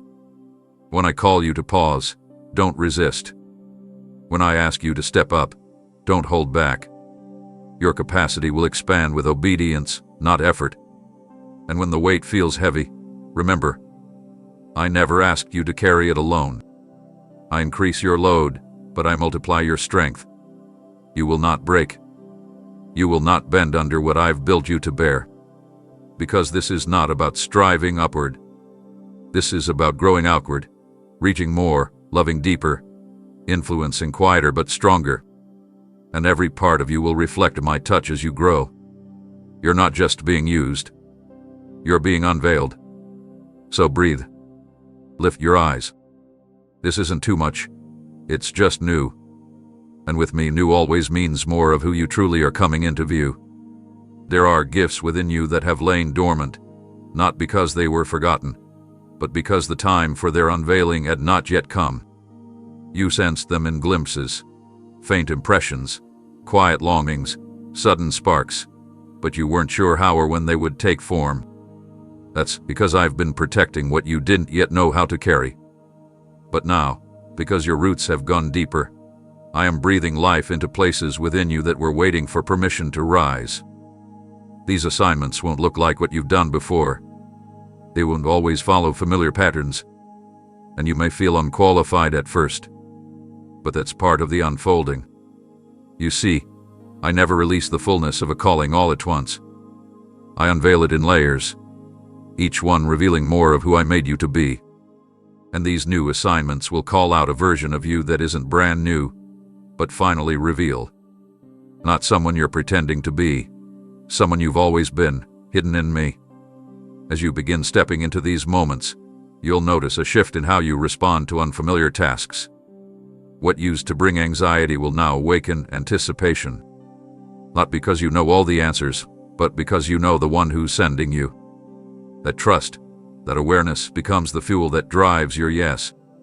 Not every step will make sense. Not every door will look inviting. But what I open, I also equip. And you'll begin to sense the quiet assurance that you were made for this. not born from pride, but born from revelation. And here's the beauty. You won't need to force any of this to happen. These moments will find you. These invitations will arise in places you didn't plan. You won't have to campaign for influence or strive for opportunity. You'll simply be found faithful in the ordinary, and suddenly, the door will swing wide. Not because you chased it, but because you were ready for it. I always move at the intersection of obedience and readiness, and you've arrived there now. But don't be surprised if these assignments also feel weighty, because they won't just be tasks, they'll be transformations. Every new thing I entrust to you will shape you while you walk through it. These aren't missions to complete. They're moments where you meet more of me, where you see how much you've grown, where you realize how much you've changed, where you feel the joy of stepping into alignment, not just externally, but deep in your soul. Some of what I give you will feel too big at first. That's intentional. I want you to come to me daily, not just at the beginning. I want you to depend, not assume. To listen, not perform. To walk and not rush. I am not impressed by speed. I am moved by obedience. Take your time with these new things. Let me show you the rhythm. Let me guide the structure. Let me shape how it unfolds. Don't copy what others are doing. What I'm building with you is unlike anything you've seen. And as these deeper purposes come alive, you'll start to feel a new kind of fire. Not loud, not urgent, but steady and enduring. A conviction that keeps burning even when things get hard. A joy that doesn't come from results but from alignment. A confidence not in your own ability, but in my faithfulness to complete what I've started in you. You will begin to recognize that everything up to this point was preparing you for this expression, not a spotlight, but a life poured out. To walk with expectation. Let these buried gifts rise. Let the unknown become your invitation to trust me further. Because what's coming will not just reveal what you can do, it will confirm who I've made you to be all along. The weight I place in your hands will never be measured by titles or applause. It will be revealed in how you serve when it costs you. Influence in my kingdom is not about who follows you. It's about how well you follow me when no one is watching. You've been called to reflect me, not to build something for your own name. And that means everything I give you, from the words you speak to the decisions you make, will be shaped by integrity. Not performance, not self-promotion, but purity of heart, the kind that loves truth more than attention and obedience more than visibility. This is why I've been sharpening your motives without you realizing it. You may have wondered why certain opportunities faded, why certain connections didn't grow, why doors that looked promising quietly closed. It wasn't because you were unworthy. It was because I was protecting the purity of what I'm building in you. I'm not just interested in getting you there. I care deeply about how you arrive. Because what you compromise to reach will eventually compromise what you carry once you're there. There will be times ahead when others will be tempted to bend truth for gain, to adjust conviction for comfort, to trade depth for platform. But I've called you to a different path. A quieter one, perhaps, but one marked by weight. I will give you words that cut through noise, not because they are louder, but because they are clean. I will place a calm on you that steadies chaotic rooms. Not because you dominate, but because you carry the kind of peace that cannot be faked. This is what true influence looks like in my kingdom, not being above, but going deeper. I know the temptation to chase results, to measure progress by reach, or worth by recognition. But I'm retraining your eyes to see differently. You will begin to measure success by obedience, by faithfulness in what's unseen, by how closely you remain connected to me, even when it costs you opportunity. That is where eternal impact is forged, not in moments of spotlight, but in choices of surrender that most will never see. And you will be tested in this. Invitations will come dressed in honor but laced with distraction. Opportunities will appear golden but will require compromise of your voice, your values, your vision. Don't move without me. Let me weigh every offer. Let me filter every path. And when I say no, even if it's something your heart desires, trust that I'm not withholding good. I'm preserving great. I'm not limiting you. I'm aligning you for something that cannot be taken from you once it's given. As you walk this road, I will give you discernment sharper than before. You will begin to see beneath the surface, not to judge, but to protect the purity of what we're building together. And purity is costly, but it's also powerful. It's what gives your voice credibility. It's what allows your presence to disarm pretense. It's what causes even skeptical hearts to soften, not because you're convincing, but because you're consistent. You are not here to impress. You are here to represent, to carry my nature with accuracy, with depth, with humility. And over time, the fruit of this kind of life will be undeniable. You won't need to announce it. You won't need to defend it. The consistency of your walk will speak for itself. People will begin to sense something different, something stable, something trustworthy. And they won't just be drawn to you. They'll be drawn to the source you carry. That is influence. Not hype. Not performance. But weight born of surrender. So remain steady. Guard your heart fiercely. Let no position dilute your posture before me. Let no recognition steal my rightful place. And as you continue to walk this way, quietly, purely, faithfully, I will continue to entrust more to your hands. Because in a world chasing moments, I'm building a movement in you. One that won't fade. One that's shaped in fire. And one that carries my fragrance wherever it goes. True authority doesn't need to shout. And doesn't demand attention. It moves with quiet certainty, anchored in truth and birthed through consistent intimacy. The authority I'm developing in you will not come from a position. It will rise from the way you live. You will not have to convince people you've been with me. The evidence will be unmistakable. It will be in the tone of your words, the peace that follows your presence, and the way conviction flows without condemnation. This isn't a power the world recognizes easily, but it's the kind heaven honors. You have been in a long season of refinement, and it wasn't only to heal what hurt. It was to form a vessel that can carry weight without cracking. I've taken you through the fire not to harm you, but to strengthen you. Every test, every delay, every quiet battle behind closed doors, it was all preparing you to hold this kind of spiritual authority. Not to lord over others, but to lead with compassion. Not to elevate yourself, but to lift others up. This authority won't come with applause, it will come with tears, with breakthroughs, with atmospheres that shift the moment you walk in, not because of you, but because of me moving through you. You'll begin to notice this in unexpected places. Conversations that seemed ordinary will suddenly turn sacred. People will start opening their hearts without knowing why. They'll feel safe, seen, and steadied in your presence because you've made my presence your dwelling place. This is the result of walking in alignment, not just believing my truth, but becoming it. Your life becomes the message. Your choices preach louder than any platform. Your consistency becomes a sermon that reaches far beyond words. And this is why I've been so protective of your path. Because authority not rooted in surrender becomes dangerous. Influence without transformation becomes empty. But you've allowed me to strip away the performance. You said yes in the hidden places. You've turned down shortcuts when no one would have known. That is what makes you ready now, not because of what you know, but because of how you've obeyed. Authority doesn't start with being bold. It starts with being trustworthy.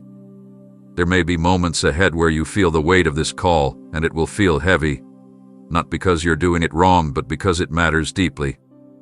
But remember, I never intended for you to carry it alone.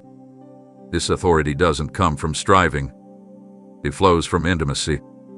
The closer you stay to me, the more freely it will flow. You won't need to strategize your impact. You won't need to control the outcome. Just remain in step with me, and I will speak through you when needed, and just as powerfully, I'll teach you when to remain silent.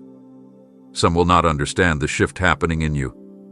You'll feel misunderstood at times, even by those who once walked closely. It's part of the cost of walking with authority shaped by my Spirit.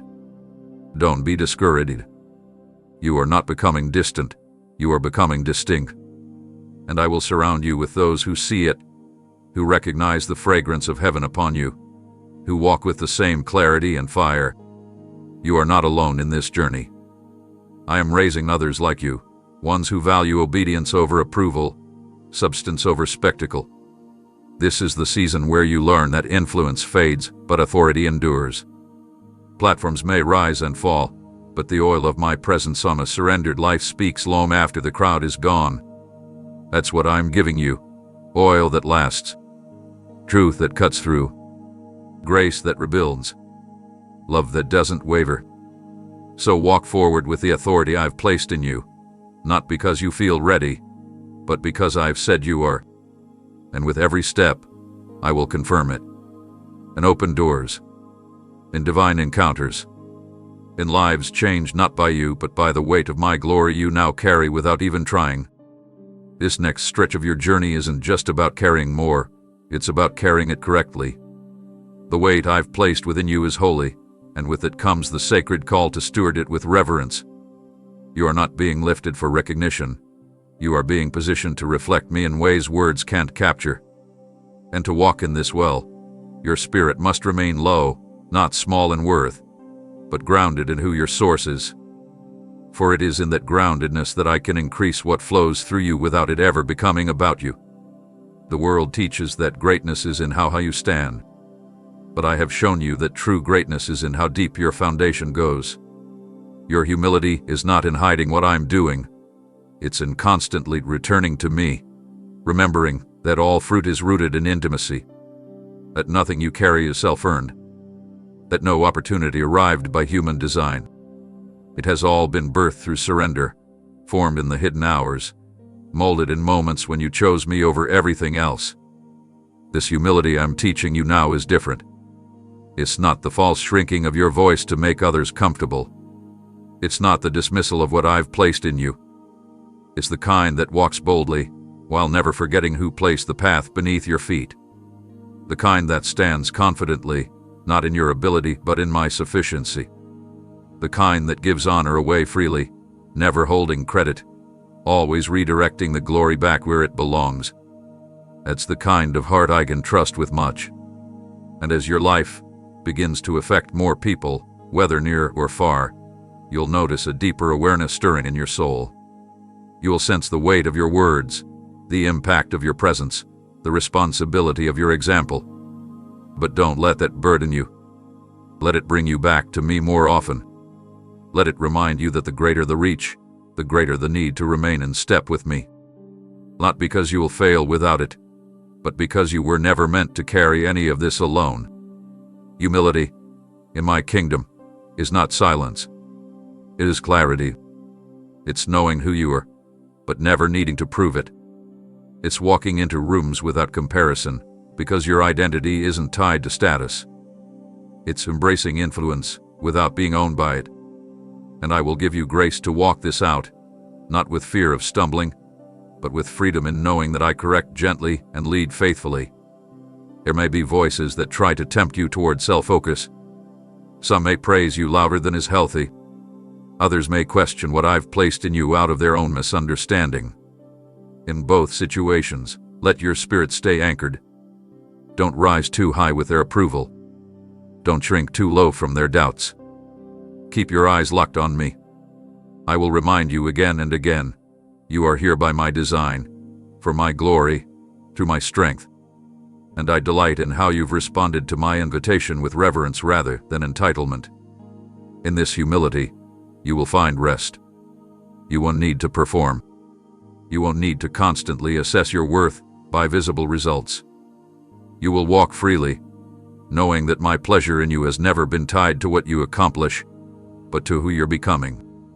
And as you walk humbly, others will be drawn not just to what you do, but to the peace that surrounds you, to the authenticity in your posture, to the unwavering calm that says, this life is not about me, it's about the one who called me. That kind of humility has power. It levels pride. It softens hearts. It changes atmospheres without striving. And that is what I'm shaping in you now, a life of influence that's not loud but lasting. Not shallow, but saturated with truth and grace. So walk with your head lifted, not in arrogance, but in assurance. You are deeply loved, divinely chosen, and completely safe in me. And I will keep you steady as long as you keep your gaze set on me. The world often teaches that strength and softness cannot coexist, that leadership must be distant to remain effective. But I am teaching you something higher, that true leadership carries tenderness without losing clarity, and that the strongest hands are the ones that can also hold gently. The authority I've placed in you is not meant to push people forward with force, but to walk beside them with patience. You are not being called to lead from above. You are being asked to lead from among. You will begin to sense a deeper stirring in you, a burden for people's hearts rather than their attention. I will open your eyes to things that others overlook. I will cause you to notice the ache behind someone's silence, the weight behind their busyness, the hidden cries behind their laughter. And instead of reacting with quick solutions or distant analysis, I will teach you to pause, to listen beyond words, to sit with pain that cannot yet be voiced. This is the kind of compassion that moves mountains, not by force, but by presence. You may ask, how can I carry so much and still be whole? But what you don't yet see is that your ability to feel deeply is not a weakness. It's part of my design. You weren't made to become numb to people's pain. You were formed to remain sensitive while staying strong. That is why I've taken time to build you from the inside. You now have roots that don't shake when someone leans into your life with their full weight. You now carry stability that doesn't crack when another soul needs shelter. And even as you minister to others, I will make sure you are cared for. I will pour back into you in the secret place, so you do not become depleted in your giving. You don't need to fear burnout when you walk at my pace. I will give you wisdom in how to pour, when to speak, when to hold silence, when to reach, and when to retreat. Because compassion without boundaries becomes exhaustion. But compassion guided by my spirit becomes healing, for you and for them. As I increase your reach, people will not only be drawn to your words, but to your ability to understand without judging, to see without shaming, to challenge without condemning. And this is where true transformation happens, when people feel safe enough to be real and strong enough to change. You're not just being given a voice to instruct, you're being shaped into someone whose very life creates space for others to encounter me. This is why I allowed you to walk through seasons of deep emotion, so that you would never look at someone else's tears with detachment. You know what it feels like to be overwhelmed. You remember the weight of silent battles. And now, that memory becomes a bridge, not a scar. It becomes a door through which others walk into the same comfort I gave you. That is the sacred exchange. Your pain turned into compassion, your healing turned into hope for others. There will be moments when I ask you to stop everything just to be with one person. When the important things must wait because someone's soul needs a safe place to break. Don't recast those holy moments. Don't overlook them in search of visible fruit. Because some of the greatest seeds you'll ever plant will be in private tears and quiet prayers that no one will applaud but me. This is the path we walk now, not high above the crowd, but low enough to meet hearts where they truly are. Authority with compassion. Clarity with kindness. Conviction wrapped in gentleness. That is my heart. And that is what you carry. Walk it out carefully, freely, faithfully, and I will continue to show you just how much healing flows through a life surrendered to love. Many of the people I will bring into your life in this season will not come with clear needs or spoken pain. They will arrive wrapped in strength, cloaked in success, hidden behind smiles. But underneath, their spirits are weary. Some are on the edge of giving up. Some have forgotten how to feel.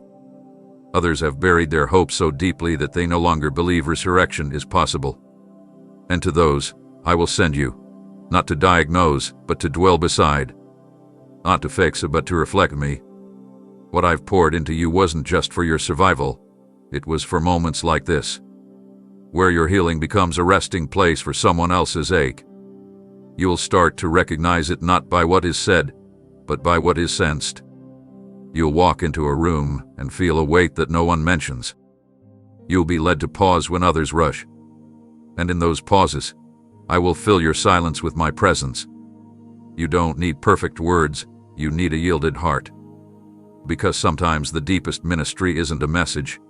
It's a moment of being fully present without distraction. I've taught you how to be tender, not weak. How to stand in broken places and not be overwhelmed. How to feel deeply without being consumed. And now I will teach you how to hold the hurting without absorbing their heaviness. I will clothe you in discernment so you know when to speak and when to simply sit. When to pray and when to be still. This is sacred ground, and I am training you to walk it barefoot, aware, reverent, surrendered. You will be surprised at who I place in your path. Some will be leaders who have forgotten how to rest. Others will be wanderers who are unsure they belong anywhere. Some will have titles. Others will feel invisible. But each one will be divinely appointed. And you will carry something they didn't even know they needed. Not advice, but presence. Not instruction, but safety. Not control, but companionship. And through that, I will begin to mend what years of striving could never touch. Do not underestimate the power of quiet compassion.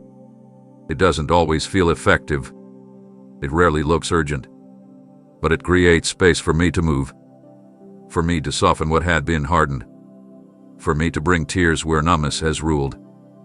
For me to reawaken what trauma buried.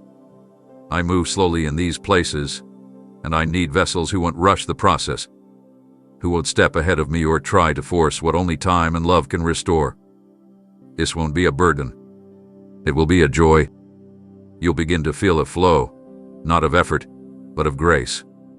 A rhythm of knowing when to carry it and when to release. You won't be drained because you're not the healer. You're just the hands I move through. And as long as you stay close to me, I'll make sure you're always refilled, always refreshed, always ready for what's next. And as you continue, the stories that surround you will multiply. Not ones of your own success, but of lives restored, eyes reopened, hearts revived. Quiet testimonies, hidden miracles, encounters that don't need stages. They happen at coffee tables, street corners, living rooms, sidewalks. This is how my kingdom spreads, person to person, heart to heart, through those who know how to listen, how to love, how to stay long enough for transformation to take root. So don't chase moments that look big. Stay faithful in the ones that feel small but carry eternity in them. Every heart I entrust to you is a piece of my image. Treat them like treasure. Carry them with honor. And as you do, I will continue to expand your reach, not through crowds but through connection. Not by pushing, but by carrying me faithfully in every quiet room I place you in. Amen.